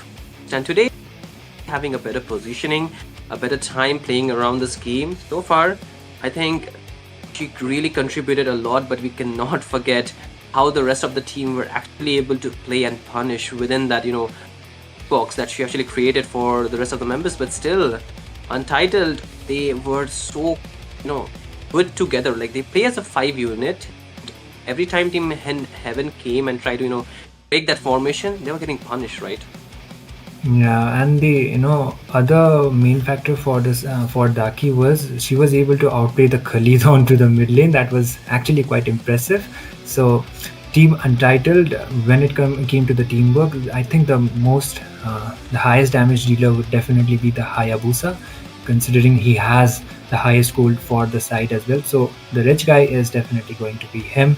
And looking at the overall stats, the goal difference was not that much, but the objective difference, you can already see it out. 0 turtle contentions for the side of Team 11. They were not able to contest it out as well. So before the contention, they were losing out their members, and it did make sure Untitled will be extending their lead. They will be extending their tower differences as well, which gave them the micro as well as the macro advantage. So when it came to the initiation, it was Team Untitled who had the better advantage. Yeah, I mean, even if you take the head-to-head battle for this game, you might just see, the very difference in it was more when they were taking the team fights, right? That's where the difference was there, because they were able to mark the proper members from the side of Team Untitled, whereas Team in Heaven, they were trying to break the formation, but every time they do that, they're overstepping or they're overextending into the point that there's nobody to actually, back them up, nobody to actually help them escape from those tough positions that they got taken down, especially for the liners. I would say even for jungler Rinty, he was really ahead sometimes, and even though he was going in with the fine beats, but you could not see the damage actually turning out to the way that he wanted it to be, right? For him to just take down anyone that he was actually getting near to. Yeah, that is exactly the point. Super Justin as well, when it came to the initiations. Actually, Finn did try his part when it came to the initiations, but mostly what I did notice was instead of initiating with the Raging Sandstorm, the point came that he had to escape using his Raging Sandstorm. Yeah. So that did mark out an absence when it came to the initiation of the team fights. And Khalid has a lot of cooldown onto the ultimate as well, unless he reaches the late game, and he is able to initiate often. So early game advantage wise, I think Team in Heaven had the advantage, but it was onto the execution. It was Untitled who were able to outplay them, with the fact they were getting more turtle contentions as well as they were getting more of the objectives. And the rich guy is going to be the Hayabusa, with the most of the damage being dealt, and of course the carry, the sandbag, and the windman. Daki being the carry for the side of Team Untitled. Nore was also initiating with the Esmeralda. He was doing the initiations as well, but unfortunately the damage was way too much, as well as the goal difference was showing up onto the itemizations as well. And of course the Gatot Kacha, perfectly combined with the Eve. Once uses the AOG, Daki did make sure her positioning was right, uses the RWM and made sure the enemies or the opponents are not escaping from the panel that the Eve creates. Yeah, I mean, the chain CC was so well placed, right, from each of their members. And it was so difficult to actually get out of that once you go in, because every time, like you mentioned, for Finn, he had to use the Raging Sandstorm to get out.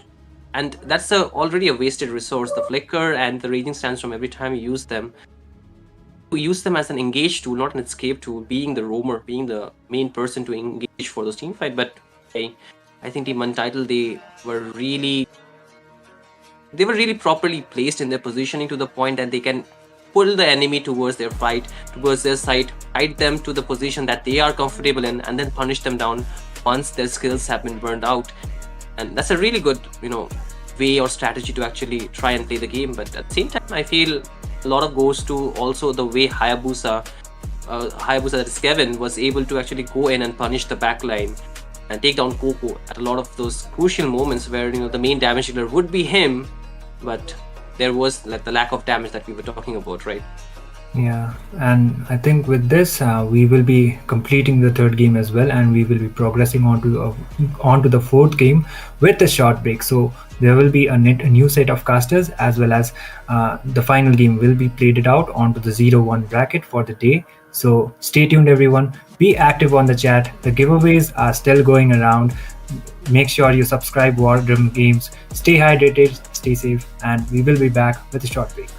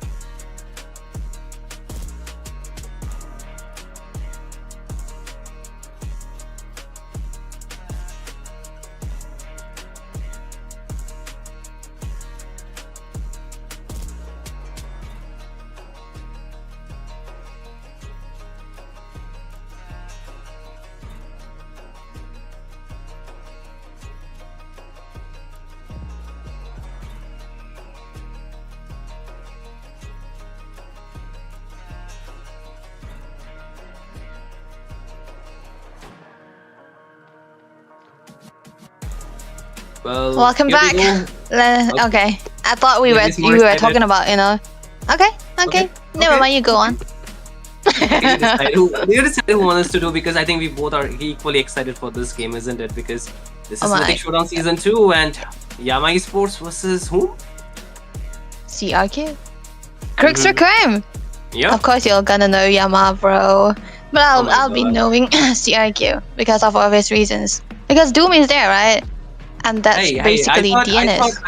I thought you were part of Yama Esports because your son is there. No. Don't speak like that. But again, ladies Oh, and gentlemen, man. boys and girls, we would love to welcome you back into the Mythic Showdown Season 2. This is presented to you by War Drum Games. And the last game of the night, Debbie, the most anticipated one or the most boring one? Which one is it, Huh? you say? Wait, asking you. can we say that? I don't think it's gonna be a boring one because honestly speaking, I'm just making lame jokes at this point. I mean, what do you oh mean? my goodness, Mhm. that's why you said lame, huh? Understandable, but yeah, I think it's not gonna be boring at all because best of one series is still gonna be out there, very rich in fights, abundantly well done. Because to be honest, the jungles that we have for today for CRQ versus Yama, they are completely different. They have different kind of playstyle, they have different kind of draft, they have different kind of hero pool. So let's see how they'll be bringing onto the table for us, because Yama Esports will be having the first pick and CRQ will be having the second pick. The bans are actually already set in, and we talked about how the jungles are completely different for both of the teams, right? You can see for the bans already. Yeah, of course, you can see so many assassins being banned just to pick up the YSS, and it's pretty important for, I would say, if for Raren, I think YSS is one of the strongest, if not the strongest among his hero pool, right? He has been performing really well. Sometimes he likes to go for the Fredrin, but in this case, it is banned. So both the teams are actually really prioritizing onto the jungle pick. And you know what? This game is going to be very important because both the teams, they are at a 0-1 bracket, and losing here means that you're already getting closer to getting eliminated. So I feel they will be really serious about this one. Yep, definitely. And now that they ban away, they pick away the Yi Shin and picking the Hilda very early on, as well as the Esmeralda. There's no flex whatsoever. But wait, there can be a flex with the Esmeralda because there's a Lapu Lapu here, the Grok already available for Array, and then again the Kimi into the mid side. I think CRQ have been finding good games with the Kimi, with the base that they have been playing. So I'm not complaining about the Kimi though. The Kimi can become a flex for them as the Yi Shin is for the side of Yama. So, what is a possible ban here for CRQ? Mage? Mage, maybe, because I think they can just ban off the Farsa here for Vile, or maybe even if they want, they can just ban off the Zushin, because that can put some problems to the Grok, to the Lapu Lapu as well. That can be one way out. Apart from that, I think at least for Team Yama Esports, they should ban off the YS, not the YSS, but the Yuzong, the YZ. Yeah. Against the YSS, that hero performs really well, right? Absolutely true. And the fact that I have seen Executor only on the Ruby amongst the fighter, I don't know if they want to flex the Lapu Lapu still, but it will be a very good flex if they can go for that, because the Kimi is already going to be enough. Joy ban again. This should be a Fanny ban, no? But if they ban out the Fanny, they can handle the Fanny with the Hilda, or pick out something that can be a great crowd control, because the Ruby can be still out for grasp. So, okay, they can let go of the Fanny, right? So, what could they ban here? Maybe the X-Borg? Or maybe they can also ban off the Arlot if they want to, because Arlot will put some pressure, right? And for Dark, he's really good with it, and even the CC is actually open. And CC. Banned. So CC could be another hero that they can ban, but still the Zushin, which I mentioned, will be banned. And at this point, right, I still feel like you mentioned the X-Borg could be a really good pick, honestly speaking. X-Borg, right? But they went for the Fanny instead, so that's a whole lot of jungles being banned away. Lomsanga might eventually pull up the Ling, we'll never know.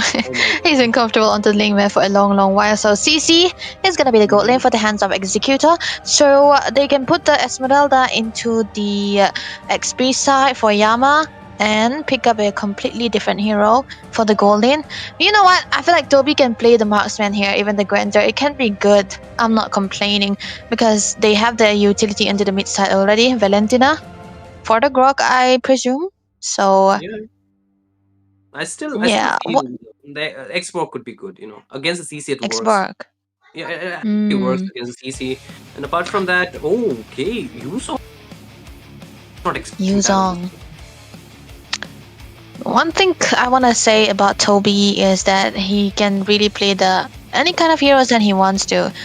Not a Glaze, but definitely he can play the Yuzong as well. So wherever the CC goes, the Yuzong will go. So I don't think this is gonna be a winning trade for CRQ, honestly. So they cannot go for any good hero right now. Lomsanga, what can he pick here? There's a whole lot of jungle still available. I haven't seen him play the X-Borg, but if they play the X-Borg, they need a dive. Guinevere for the dive onto a Yushin. I'm not sure. I don't hate it, I don't love it. I mean, even though the YSS or Yushin has been nerfed a little bit with the passive, like not the passive but the first skill immunity, and you actually it's the passive eventually. So when the passive is there with the first skill, I think it's shot down, but still it's very much depending upon the timing, right? And most of the time you'll not find the YSS being to the front line. He'll be the one to enter. If not, if Raden is not playing too aggressive, because I think the most aggressive YSS we have seen so far would be from one Satoru. But apart from that, I don't know. Like for Raden or Eevee for this case, just go very aggressive, right?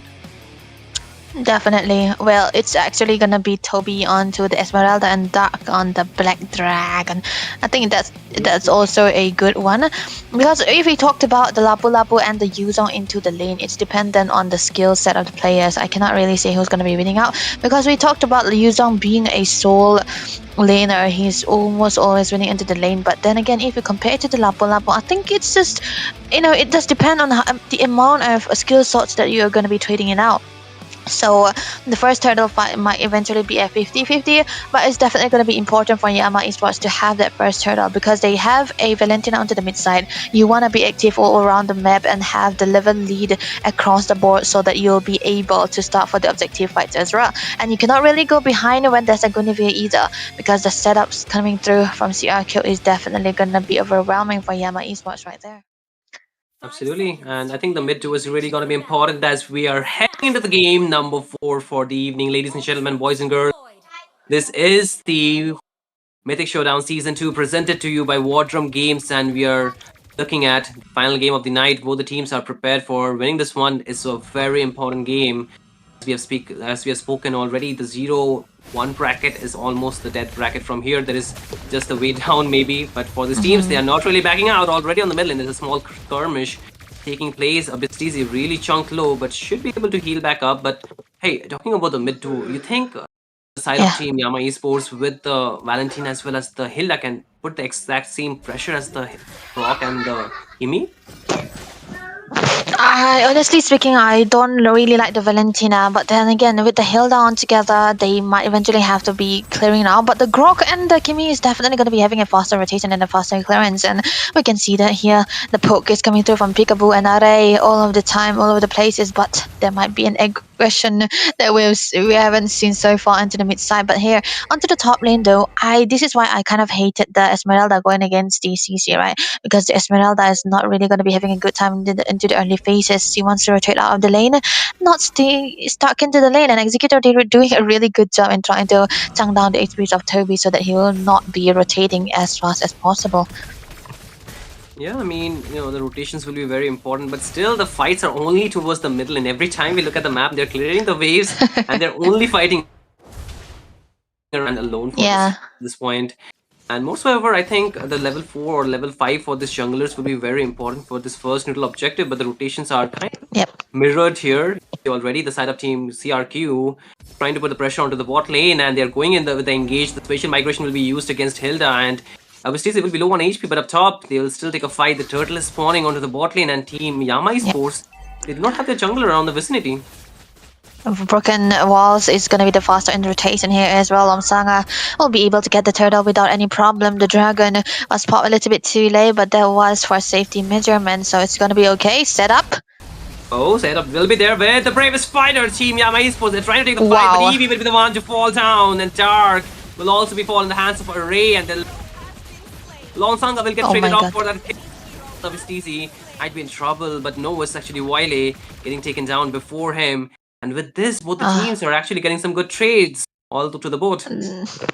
Dare I say that is a good trade, because even though they lose out to the jungle for CRQ, they eventually are able to find something across the board, and that eventually be helping them start the serve for the objective as well as the snowball too, because 27 onto the Lapu Lapu is able to become healthy now.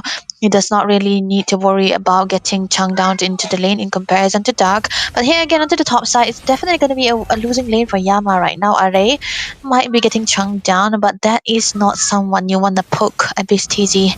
But he's the only Yep. person available, right?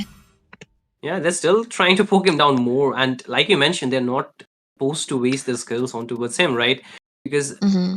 this is there to just soak the damage, and they're doing him a favor by dishing out the damage using their skills, because they won't Yep. have it available for dealing out the damage to the next one. But again, the Mountain Shocker being used on the mid lane. Okay, there Oh, will be the flicker from Peekaboo for the safety, but with this, a heavy resource will be out, and that will be back again after 2 minutes. So pretty defensive gameplay should be there from Peekaboo.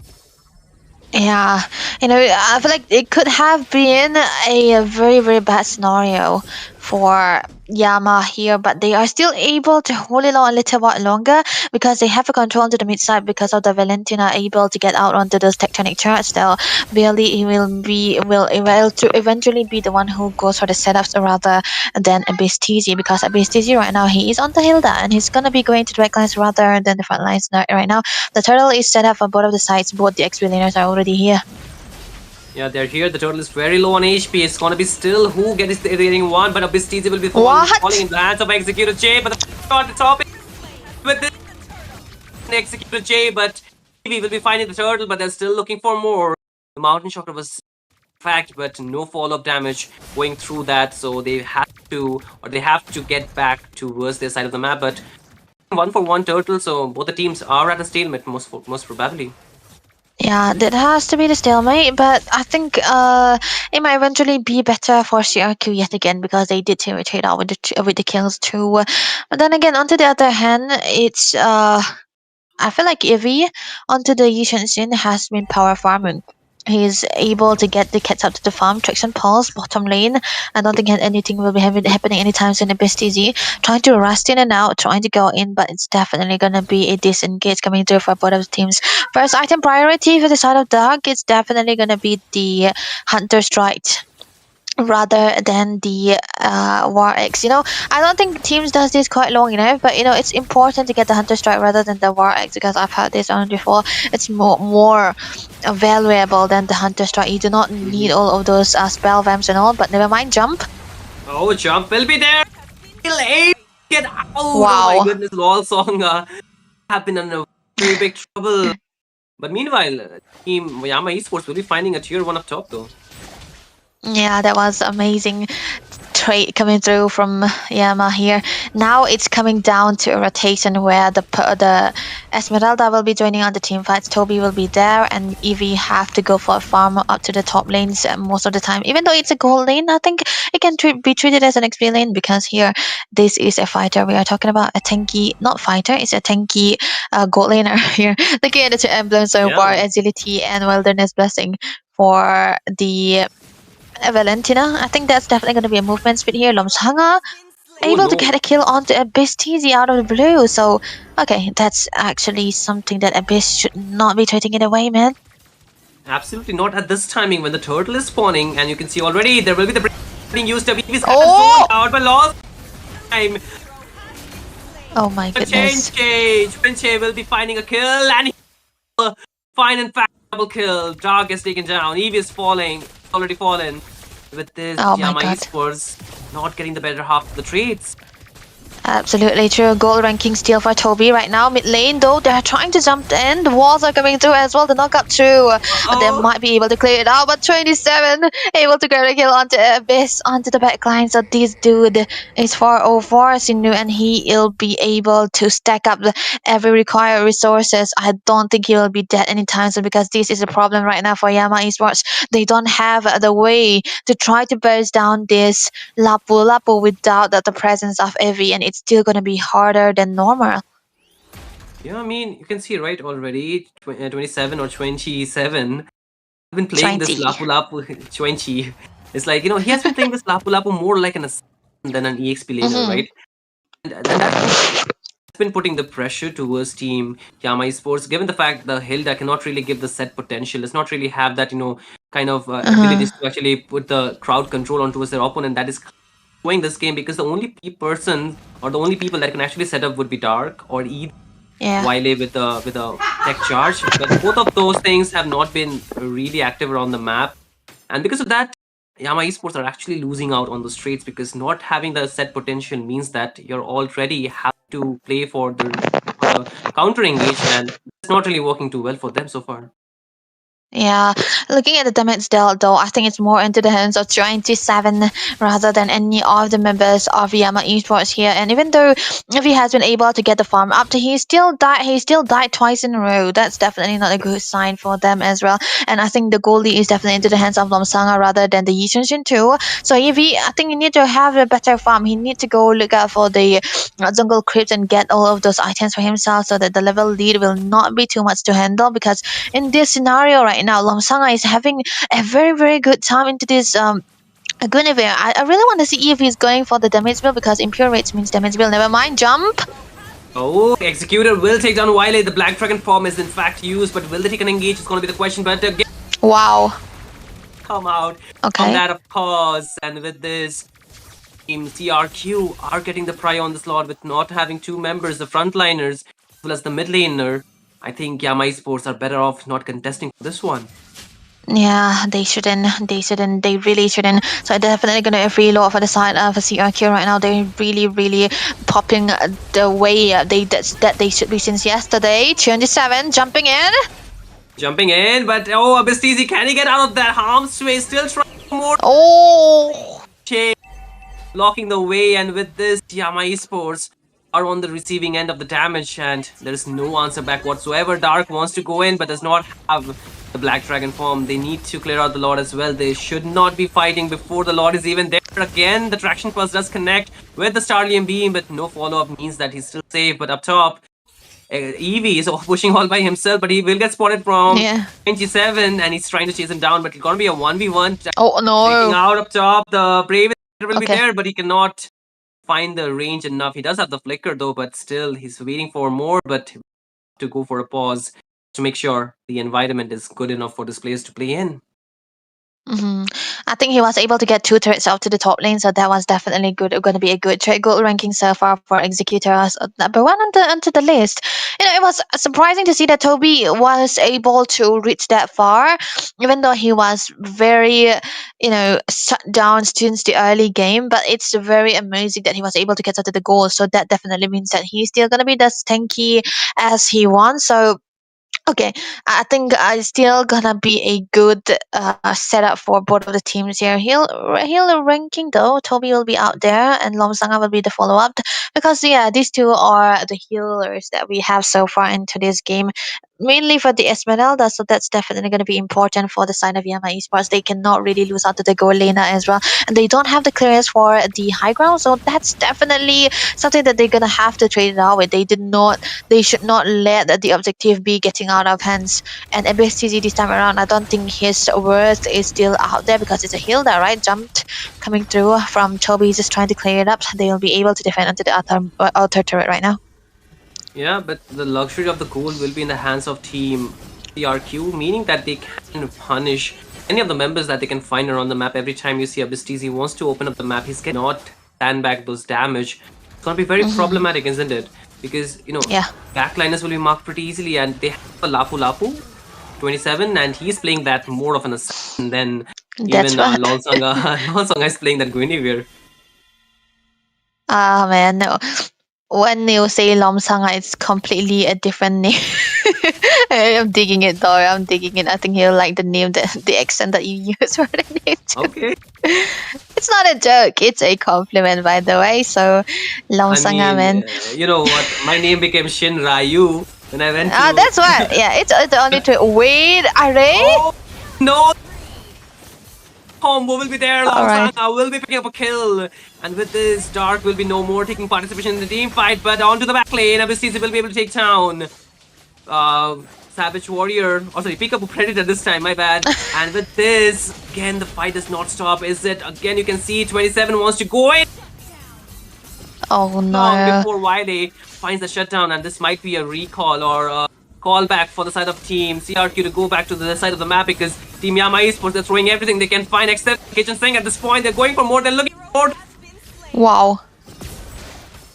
4 members man. down, leaving behind a Ray to defend, but can he? This is the question, but Peekaboo will be back on the map though. Yeah, he will be back on the map, but Oh. Array right now might be in a peculiar position, but we take it very low. Toby, with the last dance, will be able to take Array down, which means that they will be able to get the mid lane turret getting taken down. The Lord is up for grabs. Both of the teams still have their jungle up for the contest, but I don't think Lomsanga will be able to go in here alone. Peekaboo is still out there, but he does have the damage. Jumped. Oh, jump with the spatial migration, but not gonna be enough. A good zoning coming out. You can see the Lord meanwhile been taken down by Eevee, and with BCC has got the job, and he has zoned out the members. The damage dealer is not really available in the team fight, but again, 3 onto us 1. Then Damn. kill. And with this, he will be able to sustain, but the waves needs to be cleared out. Team Yama Esports, they have a work to do. Oh my goodness, this is absolutely a great comeback coming through from Yama Esports.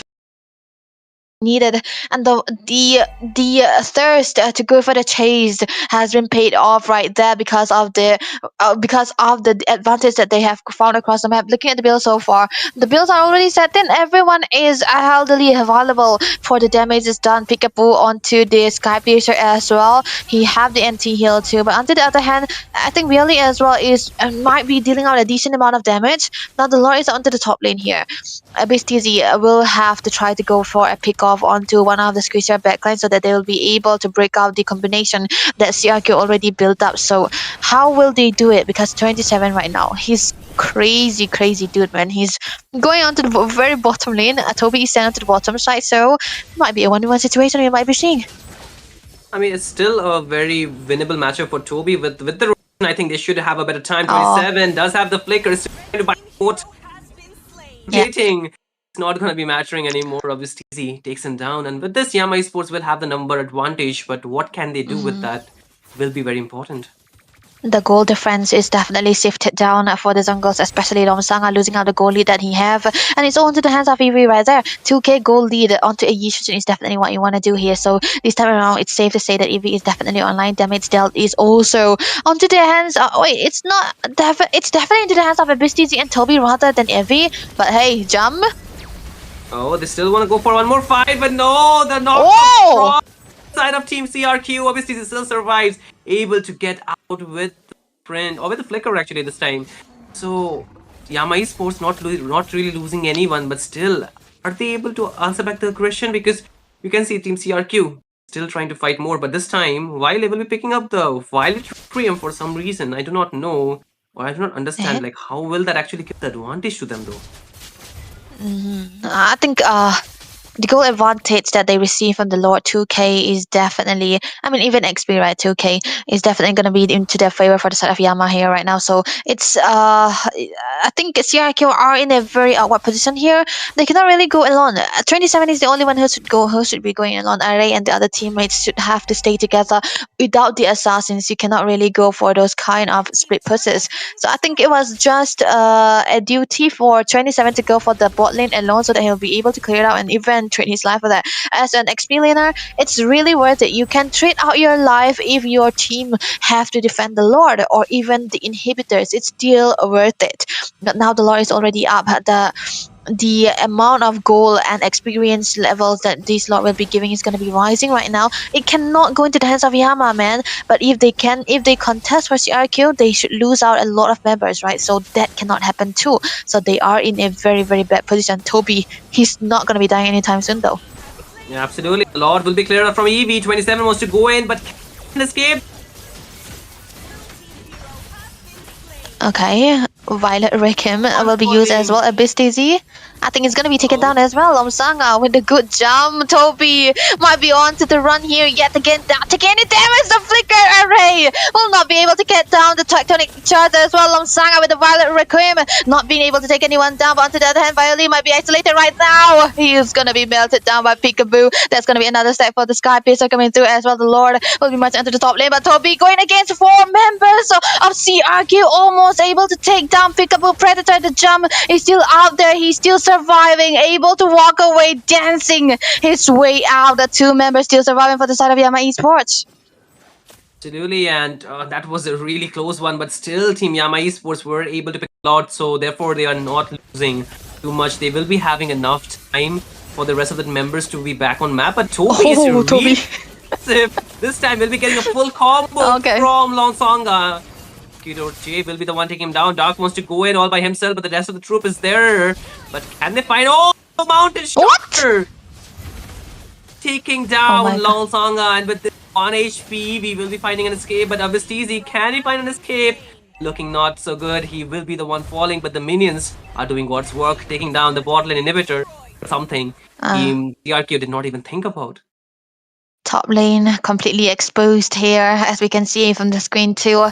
Honestly speaking, there were some fights that they shouldn't be taking for both of the teams, but then they came out on top for those all of those team fights that they have been taken. So I'm not complaining either. But then again, Yama right now, they have the lore into their advantage, right? They are able to play around the lore. Toby, I hate to say this, but that was a very, very weird move that he was doing right there, because even though he is a very, very tanky hero onto the Esmeralda, I don't think he'll be able to try to take anyone down with 4 members still available for grabs. You cannot be as crazy, you know? You can be crazy, but you cannot be that crazy. But I feel like I understand though, he got the Ice Queen 1 onto his side, so he was trying to slow them down just a little bit, so the damage might be eventually there. Concealed plays coming through from Array, trying to go for a set. Maybe there's a possibility, but no. Executor just gonna be zoning them away. Yeah, but again, obviously he's really overextended. But what is he doing is going to be the question. But he's able to get whatsoever. But for how long is the question? The Mountain Shocker will be there. Shocking the side of Team CRQ. The Black Dragon going. Oh no, man. Dark might be getting tongued down. Evie with a kill onto Executor, able to grab the last hit, but right now CRQ Teal onto the run. Abyss TZ might be focusing onto Executor. Oh no, it's gonna be Peekaboo. He's really able to take it down. One more hit was what it takes. Toby with the last hit onto Lomsanga. This is gonna be the clearance coming through from the side of Yama Esports right there. They have a 27 and Array still available. Will they be able to defend this? That's the question. That is the question, and Team Yama Esports have the advantage. The Lord is also there, the Evolve one, but they're not really going for that. Trying to take more fight. Array goes in, takes down Dark, but will it be enough for them to defend here, Debbie? Yeah, that's definitely going to be a question for him. But if he was actually removed from the picture before even going into the bases right now, Array might be getting in trouble. Abyss TZ trying to dive in as well, but it's going to be 27 chasing them all away. Toby all but healing with the heals that he has so far with the seals, but this is going to be a great defense coming through from the side of CRQ. Absolutely, I think the best course of action for Team Yama Esports would have been taking the Lord, but they were really keen on ending with the minions, but it costed them too much, right? Yep. I think, man, it was the dive coming through from Abyss TZ onto Peekaboo. That was something that you want to do, because Peekaboo is a soul damage dealer here, but on to the other hand, the inhibitors have been exposed, but Toby right now trying to go in again. Oh, he doesn't want to take a fight here. They're still looking for the Lord, but Lord will be the one taking it down, and Toby's run out. Sun will be connecting onto Abyss TZ, but nobody's still falling yet. Song is really low, able to dash out. Second phase of special migration, but the Lord is marching down. And Team Yama Esports, they should be clearing that one without taking a fight, but they're still going in for more here, Debbie. Oh my goodness, that's gonna be a setup coming through. The tech charge is still up for grabs, but Peekaboo Predator will be able to grab a kill onto Epic. Another one, the Dark will be falling down yet again. They are still onto the taste. 27 on the Toby right now does have the steal. He will be able to walk away with the heals right now. The zone will not be letting just for safety measure. Onto the other hand, Heavy onto the run. Executor will be chasing him down, gunning him down with the yo-yo. But right now to the top lane, that might be a Lord marching down. It's an evolved one. Sindhu, will they be able to get anything out of this? It's looking like very glim for Team Yama Esports with just 2 members standing. Yes, Toby will be buying up that immortality, but will it be enough for them to buy enough time? Not looking so good. Violet will be the one taken down. Immortality lost. Life taken. Yama Esports. This game taken away from them. Team CRQ Oh my getting the God. victory. Victory! Crazy game. Indeed. Definite crazy game. Who would have thought? Who would have thought that it would be CRQ with the win? Exactly. Because it was looking too good for Yama, man. And they were actually the one looking like they were gonna be winning. I mean, I think the point where they just hit the Lord and just went for the team fight till their base was not really the right call, right? 27, like, he'd pull up the fence for that one, right? Like, you know, it was just him doing that so much work. Array was good, of course, but 27 was like, he was a different breed in that team fight, honestly. Give him a comfort. That's how he'll be performing. 27, man of the 27, match. man. 27. You know, I texted, I hit up this guy and said, "Bro, you look like Hoon here, doesn't he?" Okay. Not gonna say anything to that. Not gonna say anything to that. No, he looked like Hoon, man. Come on. But nevertheless, I mean, if you want to look like Hoon, you're gonna play it like someone, you know, from the esports. Yeah, and I think he did just that. Player of the match, very deserving. He was going for a lot of setup as well. From the start of the game, I think he was the one consistently performing. I think he even traded up his life to have his team protect the inhibitors and the outer mid lanes as well. And there was absolutely a phenomenal distance that he was creating between the team.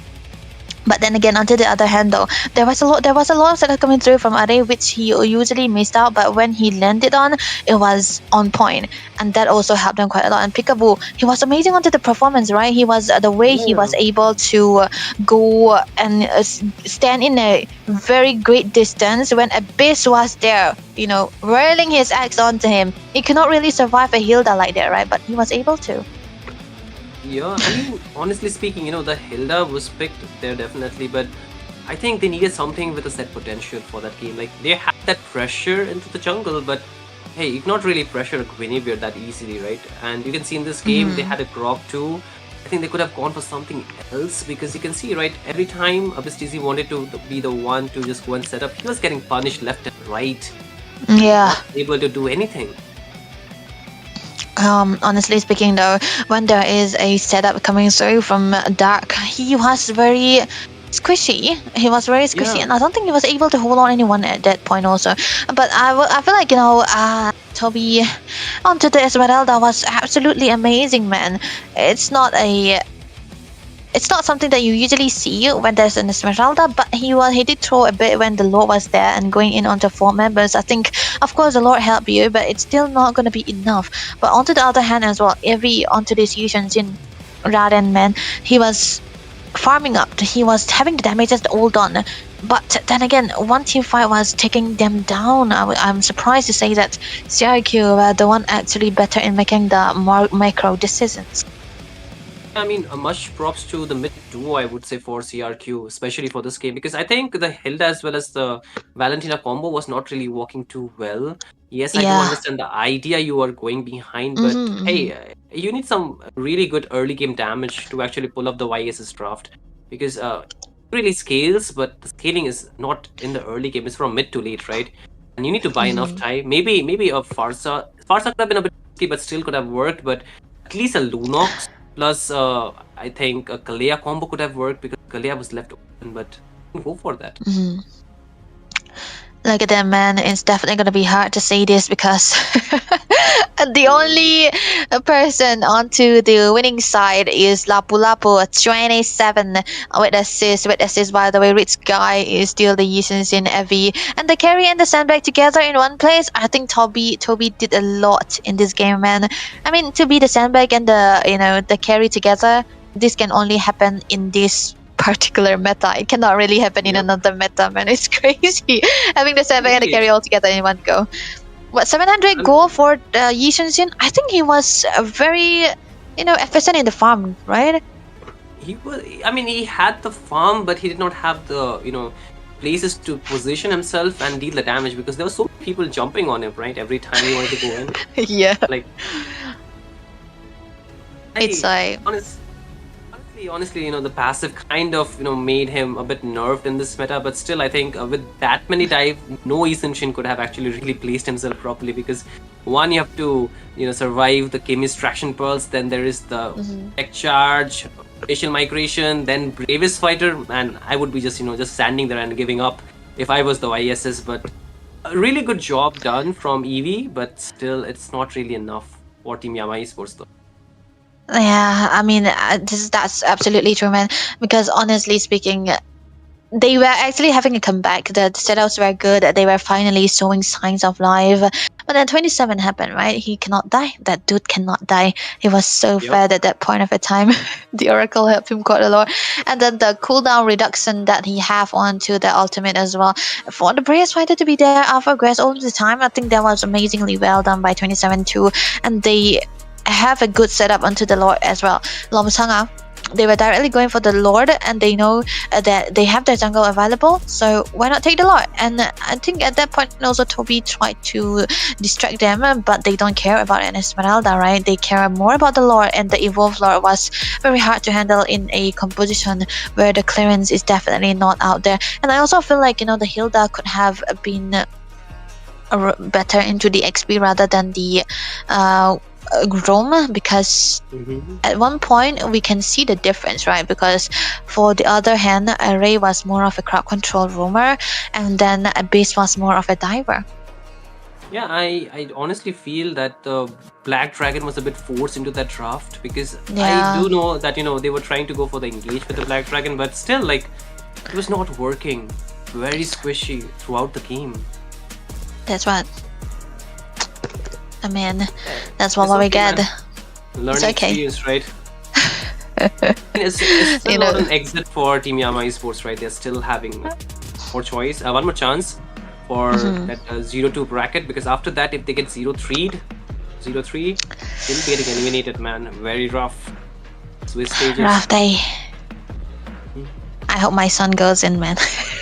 Oh, sheesh. My God. Is a nice mother, ladies and gentlemen. It's a adopted, so don't mind.